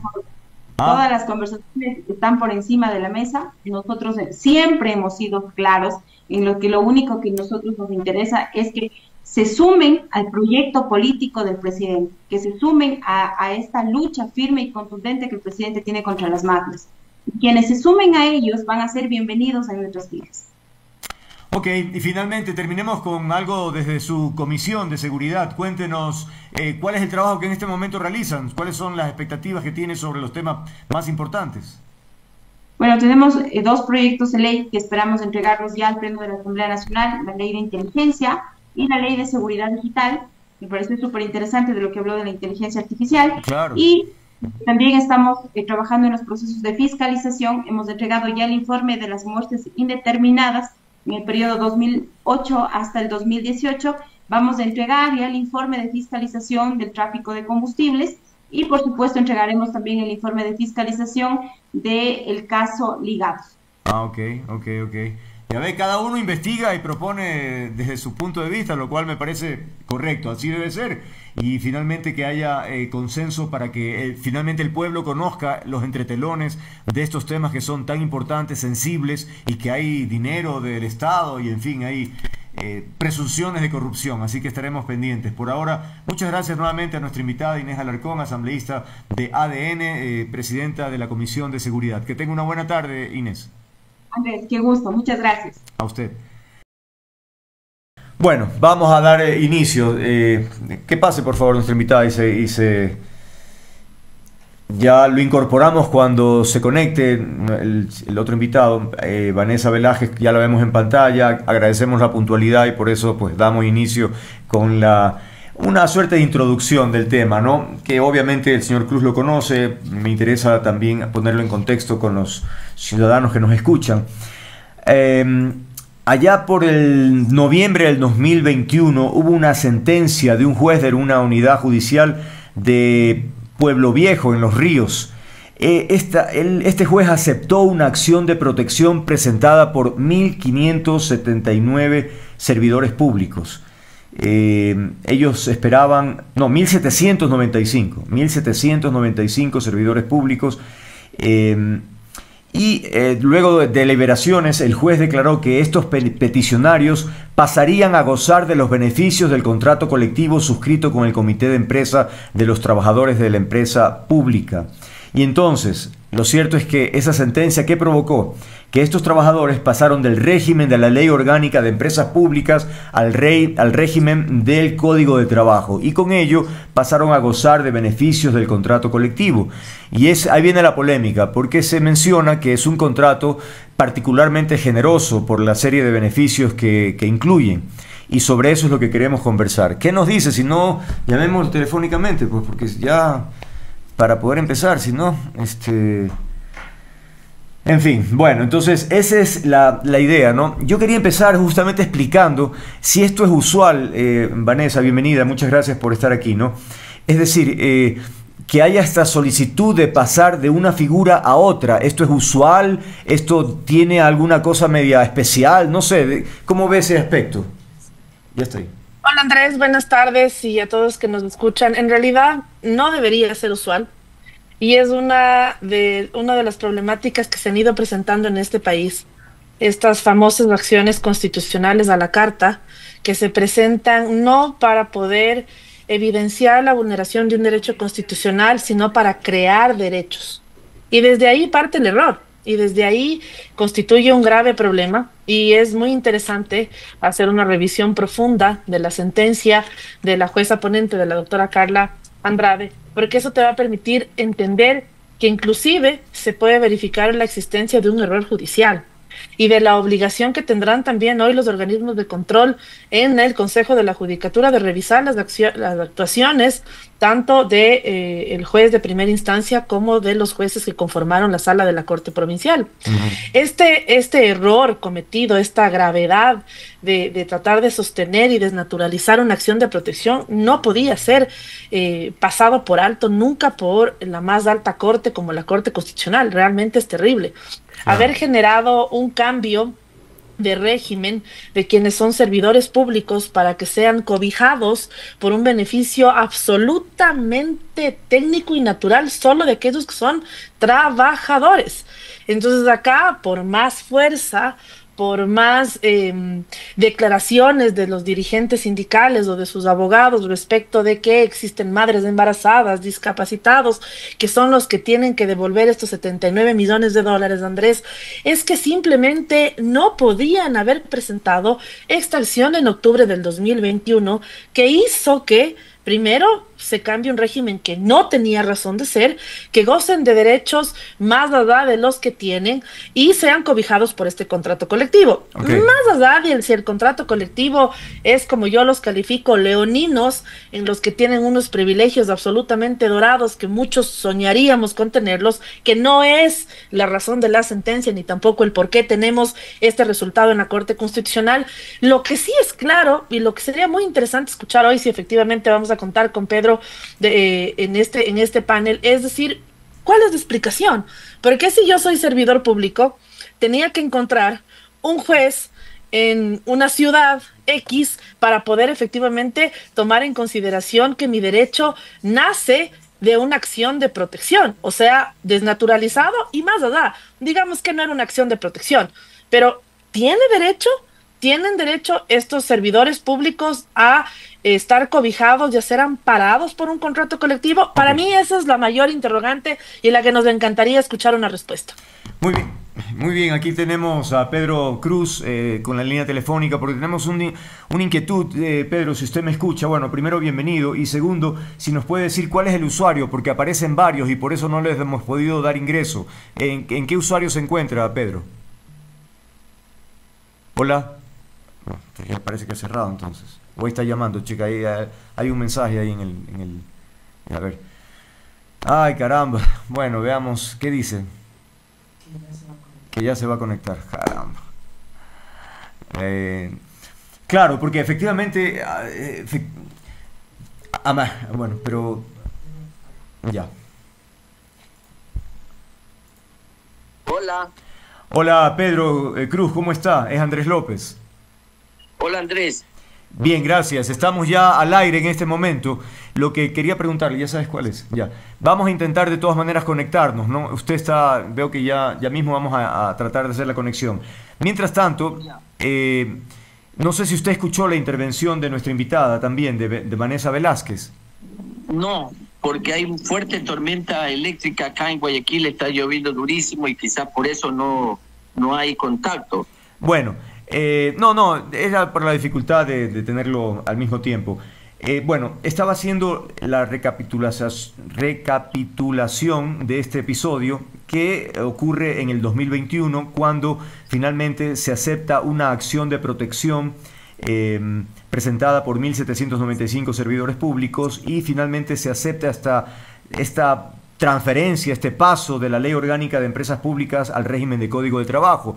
Y ya nos decía nuestra invitada, la doctora Velázquez, que es una figura poco usual aquello y que esa acción de protección que se presentó en su momento también adolece incluso de algunas observaciones jurídicas. ¿Cuál es su visión al respecto?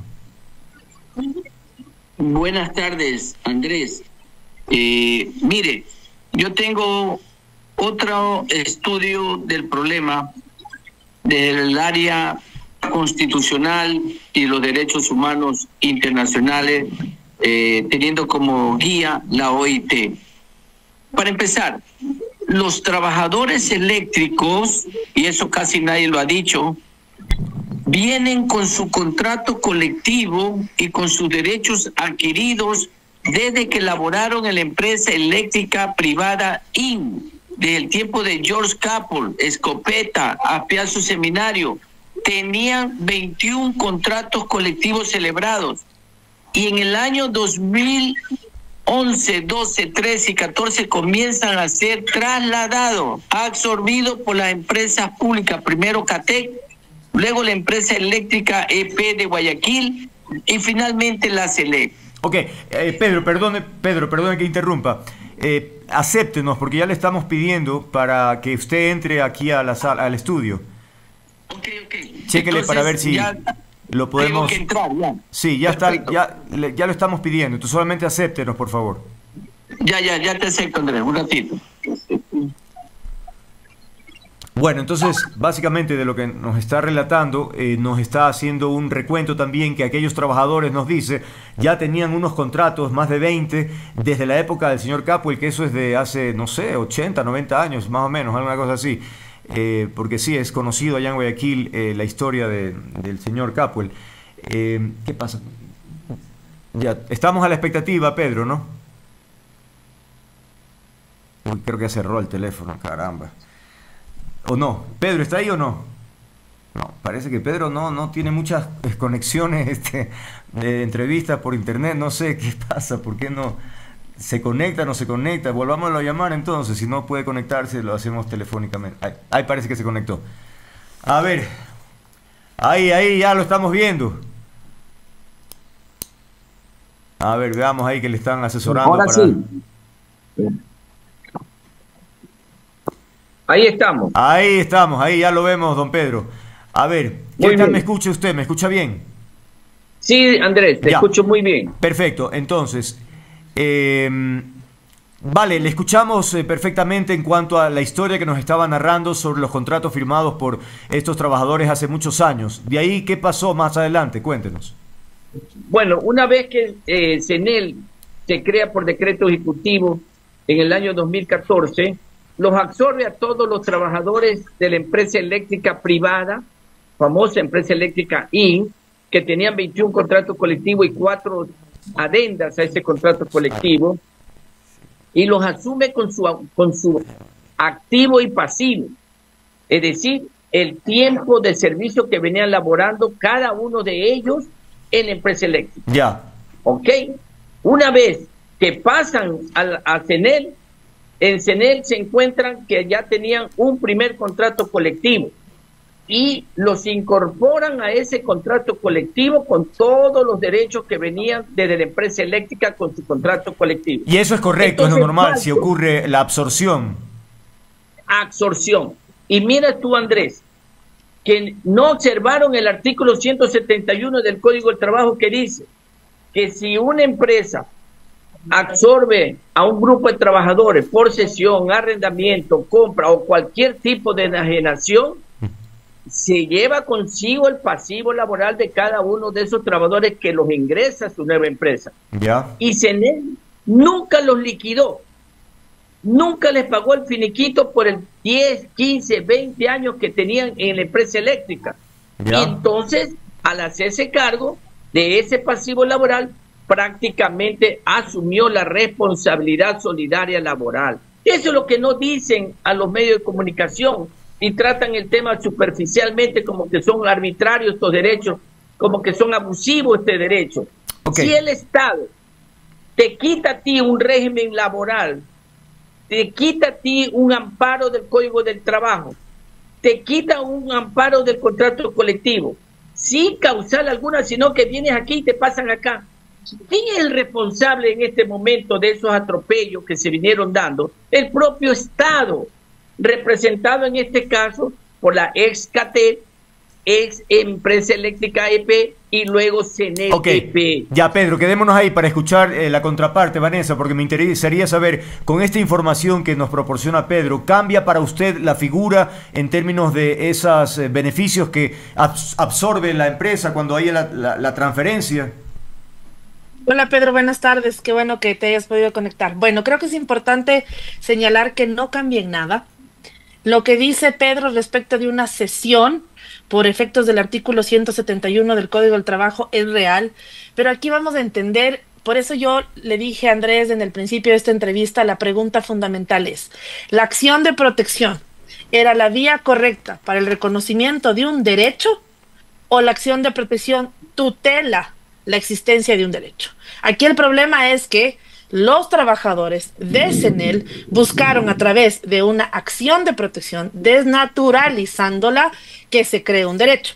Si ocurriría lo que dice Pedro respecto de que ellos nacieron en Código del Trabajo y lo que ocurrió es que cuando se crea esta empresa pública no se los colocó en el régimen que le correspondía, y es por eso el error de si son o no parte de un contrato colectivo, no le correspondía eso a un juez constitucional señalarlo, y no le correspondía a un juez constitucional decir sí sean parte de este contrato colectivo y sí páguense 79 millones de dólares. No le correspondía. Entonces no hay que pedir fuerza bajo ningún concepto a una resolución que la Corte la hace en pleno derecho y en absoluta razón. Si yo sentía que yo no era un servidor público, sino un trabajador de Código del Trabajo que tenía todo el derecho de ser cobijado y estar dentro de un contrato colectivo, tenía que hacer valer mis derechos en la vía judicial adecuada. Frente al juez de trabajo, son trabajadores de empresas públicas, la ley de empresas públicas dice que quien es su juez natural es un juez del trabajo. Lo que aquí no se entiende, Andrés, es cómo tan fácilmente recurro a un juez en Pueblo Viejo, el juez de Pueblo Viejo dice, perfecto, la Corte Provincial apoya esta decisión de desnaturalizar una acción de protección y generar un derecho de 79 millones de dólares que le cuesta al Estado.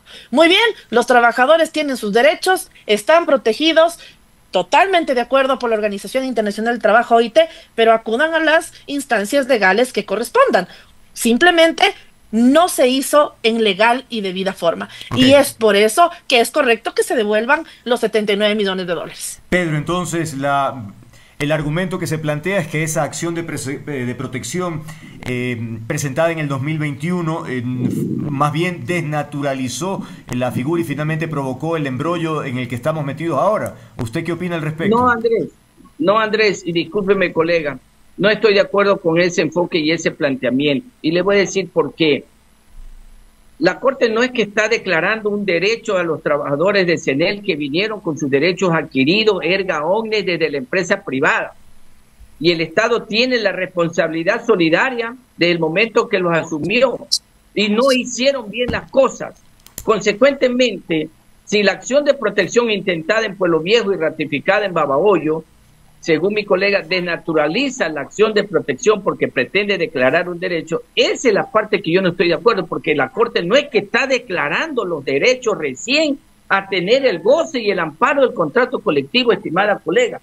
Lo que hace es, en sus decisiones, es reparar los derechos que le estaban siendo vulnerados a 1.795 trabajadores. Ahora bien, dentro de ese gran universo de 1.795, podríamos pensar que muchos no tienen el amparo del contrato colectivo. Y yo me pregunto, hay en CENEL 1.795 NJS que se llaman nivel jerárquico superior. No hay. Nuestra legislación laboral solo excluye de la contratación colectiva a los de nivel jerárquico superior. Pero eso, dejémoslo a un lado, sigamos en el planteamiento de que si era correcto o no plantear una acción de protección. Por supuesto, porque estaban siendo vulnerados derechos colectivos, amparados en la Constitución, amparados en los convenios de la OIT. Mire usted, Andrés, han retenido la segunda quincena de febrero a todos, menos a un grupo, que según ellos sí están amparados en el Código del Trabajo, que son como 80. Al resto, no.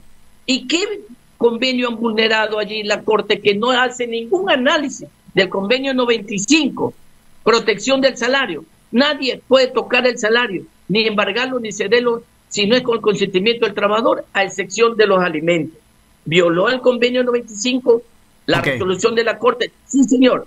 Violó el convenio 111 de no discriminación, porque a unos sí les pagó completo y a otros no les ha pagado completo. Ya, listo, Pedro. Espérate un ratito, Andrés, un ratito, para culminar con los convenios de la OIT.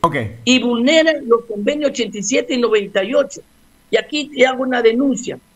En el año 2009, a los trabajadores petroleros que también le hicieron una campaña difamatoria de sueldos dorados, qué sé yo, les quitaron ciertos derechos de la contratación colectiva. Ellos fueron al comité sindical de la OIT y la OIT dictó una recomendación que yo la tengo publicada, en la que le decía al gobierno de Rafael Correa: usted no puede ser juez y parte en la negociación de los contratos colectivos. Usted no puede meter la mano a la negociación del contrato colectivo porque estaría vulnerando esa garantía fundamental. Y consecuentemente, ¿a quién le corresponde calificar esos excesos remunerativos? A un juez, no a una autoridad administrativa, lo cual decía la OIT: ni presidente de la República, ni ministra de Energía, ni ministra de Trabajo, ni gerente de CENEL pueden desconocer lo pactado legalmente, Andrés. Listo, Pedro. Permítame interrumpirlo, Pedro, porque... Pedro, ya, permítame interrumpirlo porque la idea es intercambiar criterios. Entonces, doctora Velázquez, insiste Pedro en hablar que el Estado tiene una responsabilidad solidaria. No sé si empezamos por ahí o algún otro elemento que usted quiera destacar, porque quisiera llegar al tema de los beneficios. Es decir, ¿realmente son beneficios que son poco usuales o son dorados o es un invento? Así que bueno, adelante, doctora. Bueno, Andrés, como yo le dije en el principio de la entrevista, más allá de los privilegios que pueden tener estos contratos colectivos, que definitivamente en el sector privado no los podríamos soñar, y querer decir hoy que el Estado es un solidario porque en el momento de crear una empresa pública no se dio una cesión de los derechos laborales de los trabajadores correctamente, es tratar de decir que no hay una resolución de un problema jurídico en la sentencia de la Corte Constitucional. No hace falta sino hacer una lectura que la puede realizar cualquier abogado sin necesidad de tener una expertise en materia laboral o constitucional para entender la resolución del problema jurídico. Y en general, Andrés, todas las acciones que se puedan resolver en vía de justicia ordinaria, en ese tratamiento no tienen por qué ser derivadas a una vía constitucional. Y no es tan sencillo decir es que este es un derecho que se venía arrastrando. Pruébeme que el derecho estaba consolidado y ese derecho para estar consolidado tiene que estar en una sentencia de vía ordinaria, de tratamiento ordinario. Esa es la resolución macro del problema jurídico que hace la Corte Constitucional en este caso. Dice, señores, ustedes no son trabajadores de Código del Trabajo, ustedes son empleados de Ley de Empresas Públicas o en el caso de lo que fuere, quienes son de Ley de Servicio Público. No son. Entonces, ¿para qué existe el contrato colectivo? Para beneficiar a quienes son de parte del Código de Trabajo, trabajadores amparados por el Código de Trabajo.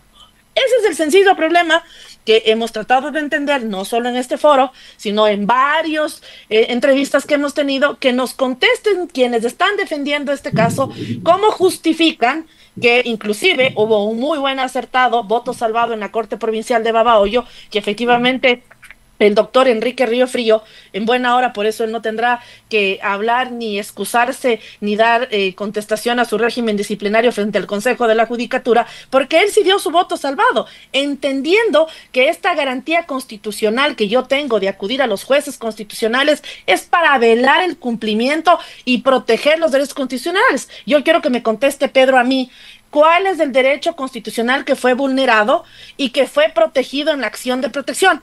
Pero si es que usted me contesta a mí que ya existía un derecho que debía haber sido reconocido solidariamente por el Estado y que la vía de la acción de protección era la correcta y lo que hicieron es reconocer un derecho, usted me está dando la razón en la desnaturalización de una acción de protección que le cuesta 79 millones de dólares al Estado y que lo único es que en este país, mañana más tarde, todos quienes tenemos acceso a ser parte de un contrato colectivo, no entendemos si tengo que ser trabajador de Código del Trabajo, tengo que ser empleado de una empresa pública o un servidor público, sino que tengo que ir a cualquier ciudad como Pueblo Viejo, presentar una acción de protección y hacerme beneficiado de derechos tan importantes como es la contratación colectiva, que por estas prácticas, y en eso Pedro no me dejará mentir, y en estas prácticas es por eso que la OIT ha venido manteniendo criterios de que estamos en el peor momento de las prácticas sindicales en Latinoamérica y con enfoque en el Ecuador,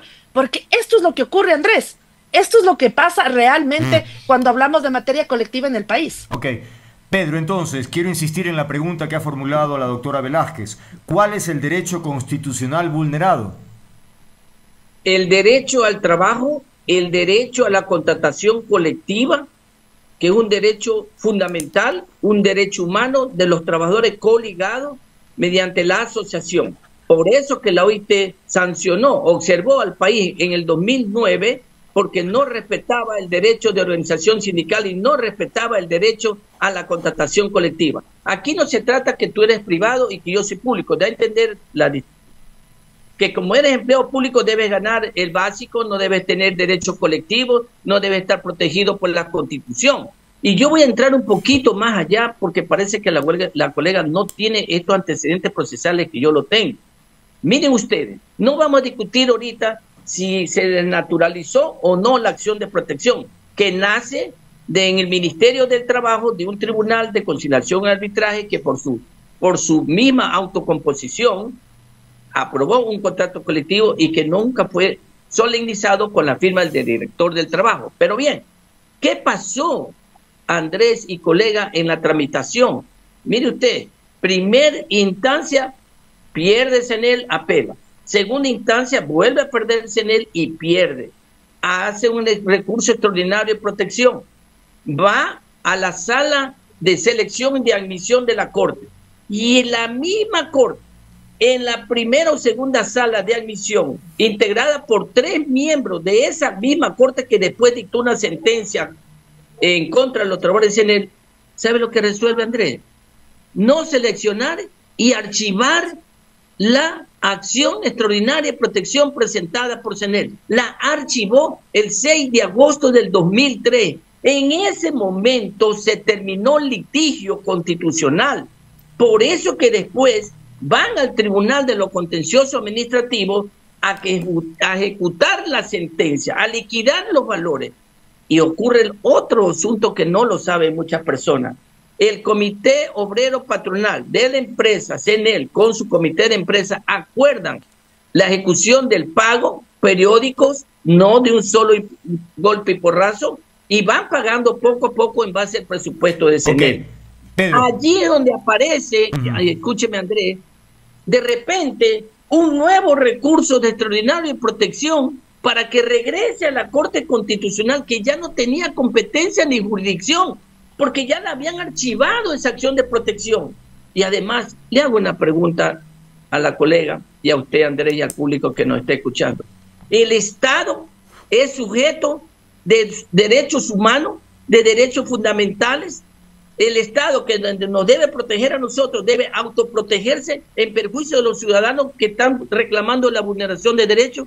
Esa acción extraordinaria de protección, dicen muchos tratadistas y constitucionalistas, no es objeto ni sujeto por parte del Estado. El Estado que te protege a ti tus derechos humanos no puede invocar después acción de protección cuando él no es el sujeto de protección. Él es el sujeto que debe protegerte los derechos, no vulnerarte los derechos. Okay. Entonces, esa acción es nula, de nulidad absoluta, y es inejecutable. No se puede ejecutar, porque si ellos consideraron que había un abuso de la acción de protección, ¿qué tenía que haber hecho?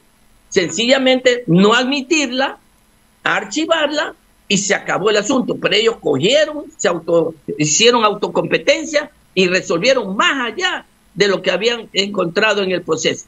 Bien, doctora Velázquez, ¿algún comentario sobre lo mencionado, la última parte de esta afirmación de que el Estado se pregunta si es o no sujeto de derechos humanos? Y más allá de esa respuesta que usted quiera presentar, ir al tema de los beneficios, porque entiendo que eso también sale de lo usual. Así que bueno, empecemos con la primera parte de su respuesta.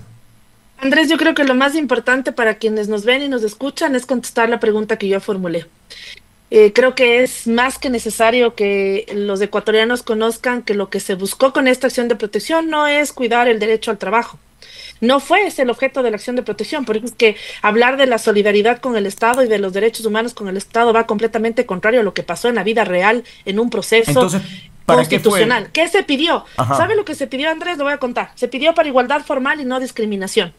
Y por igualdad formal entre trabajadores del sector público y sector privado. Nadie dice que son diferentes, pero lógicamente el régimen es completamente distinto. No porque uno deba ganar el salario básico y el otro no, pero los trabajadores de Código del Trabajo son quienes tienen derecho a ser parte de la contratación colectiva, no nos demos las vueltas. Y los trabajadores son efectivamente parte del servicio público o de las empresas de ley de empresas públicas no tienen este derecho. Eso es todo. Y por eso es que la Corte muy claramente dice que esta reparación, porque claro, muy fácilmente presento la acción, digo derecho de igualdad formal, no discriminación, reparación. Y la reparación entregada son 79 millones de dólares, Andrés, por venirnos a decir hoy que lo que se buscaba era proteger el derecho del trabajo. Y eso es lo que recoge esta sentencia de la Corte, que es una sentencia excelente, Andrés, y que debe reconocerse la valía de la jueza ponente, porque enfrentar esta realidad y enfrentar este tipo de situaciones en las que usted tiene que reconocer que se equivocó un juez de primera instancia, que en la Corte Provincial tuvo un solo voto salvado y que lo que se hace es tener un alejamiento grave e irrazonable, dice la Corte, respecto de una competencia constitucional. Entonces no tratemos de confundir y decir es que es un derecho que ya venía arrastrado, que es un derecho que debíamos ya tener, que el Estado se equivocó. Pruébenlo en la justicia ordinaria y desde luego, Andrés, los ecuatorianos estaremos gustosos de ver que se haga justicia en materia laboral con los trabajadores que sí deban ser parte de un contrato colectivo. Pero así, no. Porque hay diferencia entonces, pues Pedro, entre el obrero y el servidor público, o el trabajador y el servidor público. Es decir, hay que reconocer que efectivamente son figuras distintas, ¿o no? Bien, por mi experiencia que hice carrera en el Ministerio del Trabajo hasta ser su secretario y muchas veces estuve miembro de tribunales y legalicé contratos colectivos, no es cierto. No es cierto, aquí se trata de confundir. Con esa posición de mi estimada colega, ningún servidor público entonces puede tener contrato colectivo. En el sector público hay que distinguir los obreros sujetos al Código del Trabajo y los empleados civiles sujetos a la LOSCA y hoy lo sé, ¿verdad? Eso no hace la Corte Constitucional, mete a todos en un mismo saco. Y ahora que tuvieron que pagar la segunda quincena de febrero y que todos sacaron cero, discriminaron porque ellos se hicieron una evaluación diciendo tú sí tienes derecho a cobrar tu quincena completa porque tienes Código del Trabajo. Tú no tienes derecho porque tú vienes de la LOEP, de la CATEC, de la LOCEP, pero se olvidan los derechos adquiridos que tenían los trabajadores y empleados de la empresa eléctrica. Y voy a ir un poquito más allá. Aquí no se trata de que la Corte Constitucional ha hecho bien un fallo. Ese fallo es un saludo al irrespeto de los derechos humanos, de los derechos laborales, del principio de progresividad y favorabilidad. Ni la OIT se atreve a decir que los servidores públicos no tienen derecho a la contratación colectiva. Para mí sí tienen. Y los únicos que no pueden gozar de la contratación pública son los NJS, nivel jerárquico superior, que eso debió haber hecho el fallo de la Corte. A ver, señores, tráigame el rol de pago de CENEL. ¿Cuántos son directores, gerentes, subgerentes, presidentes, vicepresidentes, miembros del directorio, delegados de los ministerios, personal de confianza, servidores ocasionales? Bueno, eso, sácamelo de allí, está perfecto. Pero ellos se excedieron en la jurisdicción y competencia para mutilar los derechos adquiridos erga omnes que ya tenían muchísimos trabajadores. Y les voy a hacer otra denuncia, Andrés, colega. ¿Sabe cuántos jubilados hay en CENEL? Cero. Ningún jubilado. ¿Y sabe por qué? Todos los que ya están jubilados y que en esta sentencia ya le dijeron que le van a quitar el derecho a la jubilación y los que ya ganaron ese derecho no se lo van a dar. ¿Sabe por qué no hay ni un jubilado en rol de CENEL? Porque CENEL recién fue fundada en el 2014. Al 2025 que estamos ahora, recién va a tener 11 años. Y los que están jubilados trajeron su tiempo de servicio de la empresa eléctrica IN, de la empresa privada Esmeralda, de la empresa privada Manabí, porque allá también hubieron empresas privadas, y por eso lo jubiló CENEL, respetó sus derechos adquiridos en los contratos colectivos. Todavía CENEL no tiene ni un jubilado, y estos 9 magistrados, en forma inopinadamente, ya les quieren quitar la pensión de trato sucesivo mensual a los que vienen gozando, y no les quieren dar a los que ya tienen ganado ese derecho. ¿Se puede decir que es una sentencia magnífica? Ya, no. Ok, doctora Velázquez, pero se maneja así la cosa, que se le quiere dar, que se le quiere quitar. ¿Hay así algún interés de por medio, encuentra usted, como para perjudicar a algunos y beneficiar a otros?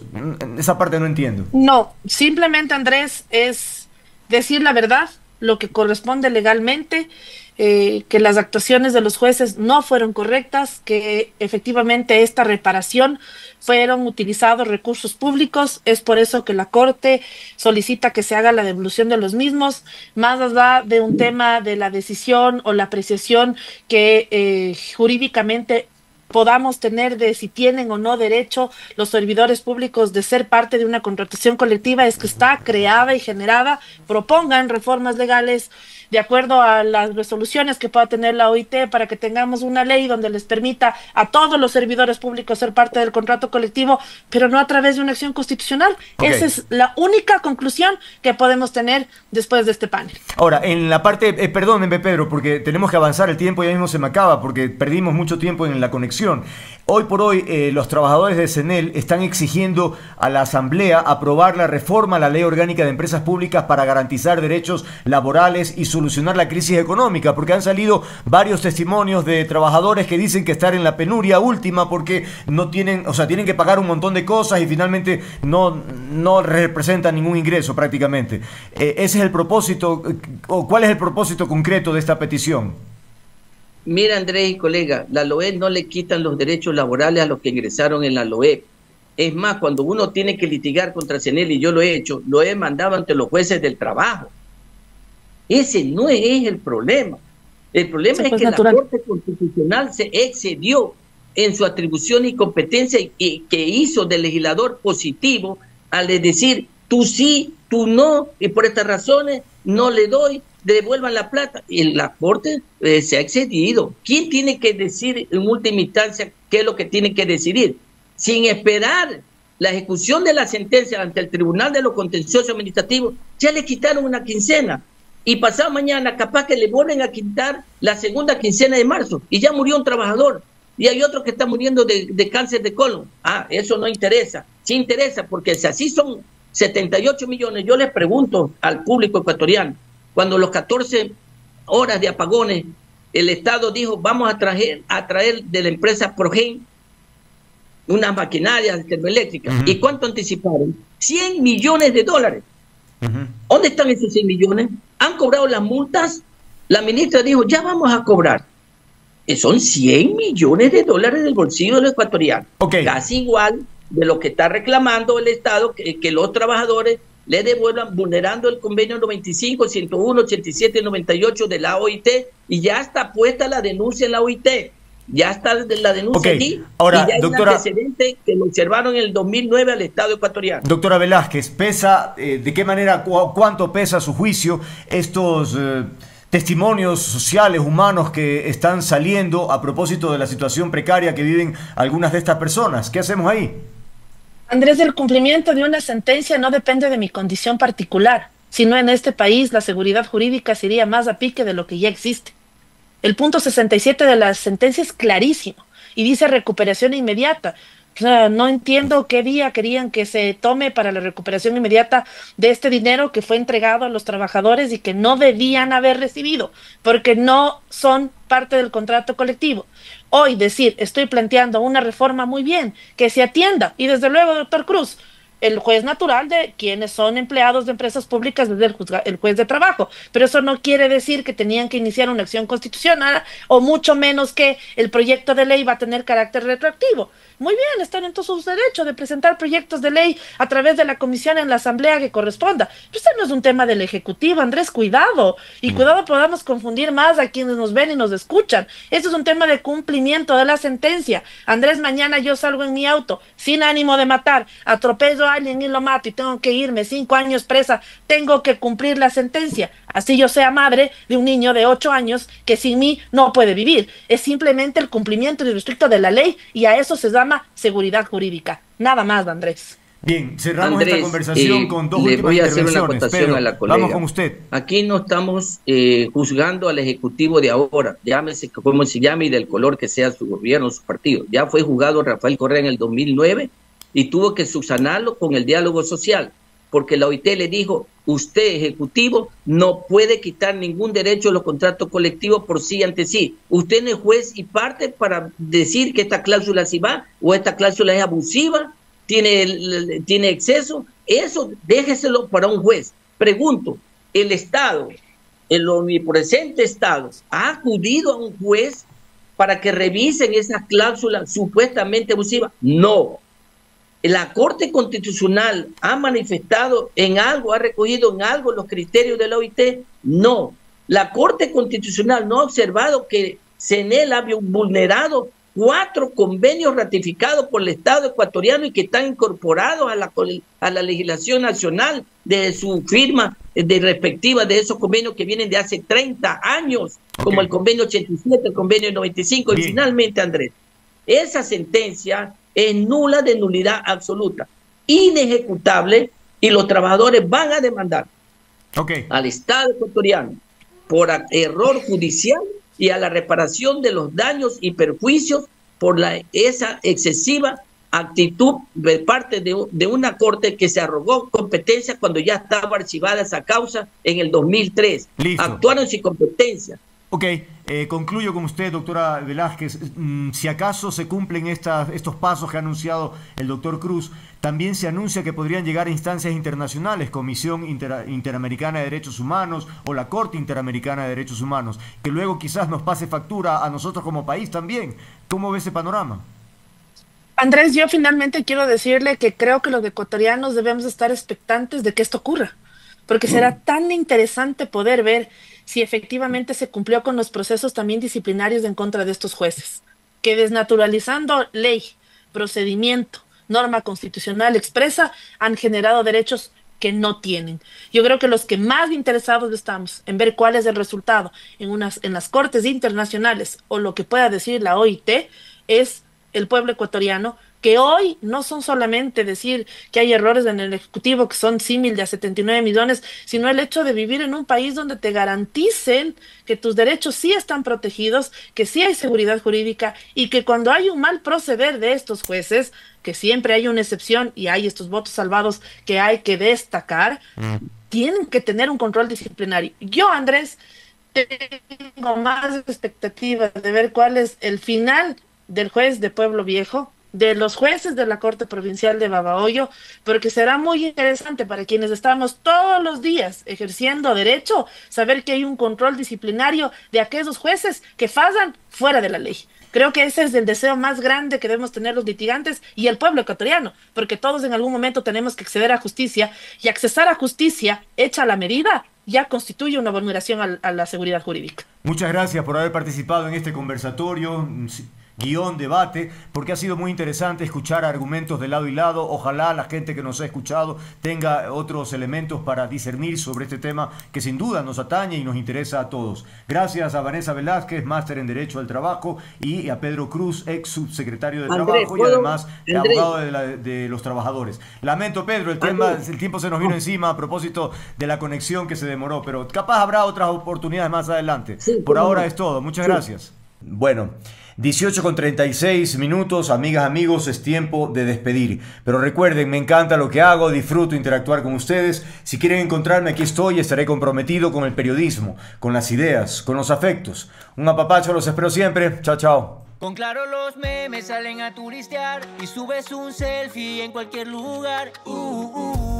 Ser full Claro me conviene a full. Con más gigas me hicieron un plus. Activa tu paquete prepago, ahora con 6 gigas por 7 días a solo $3.50. Ser full Claro me conviene a full.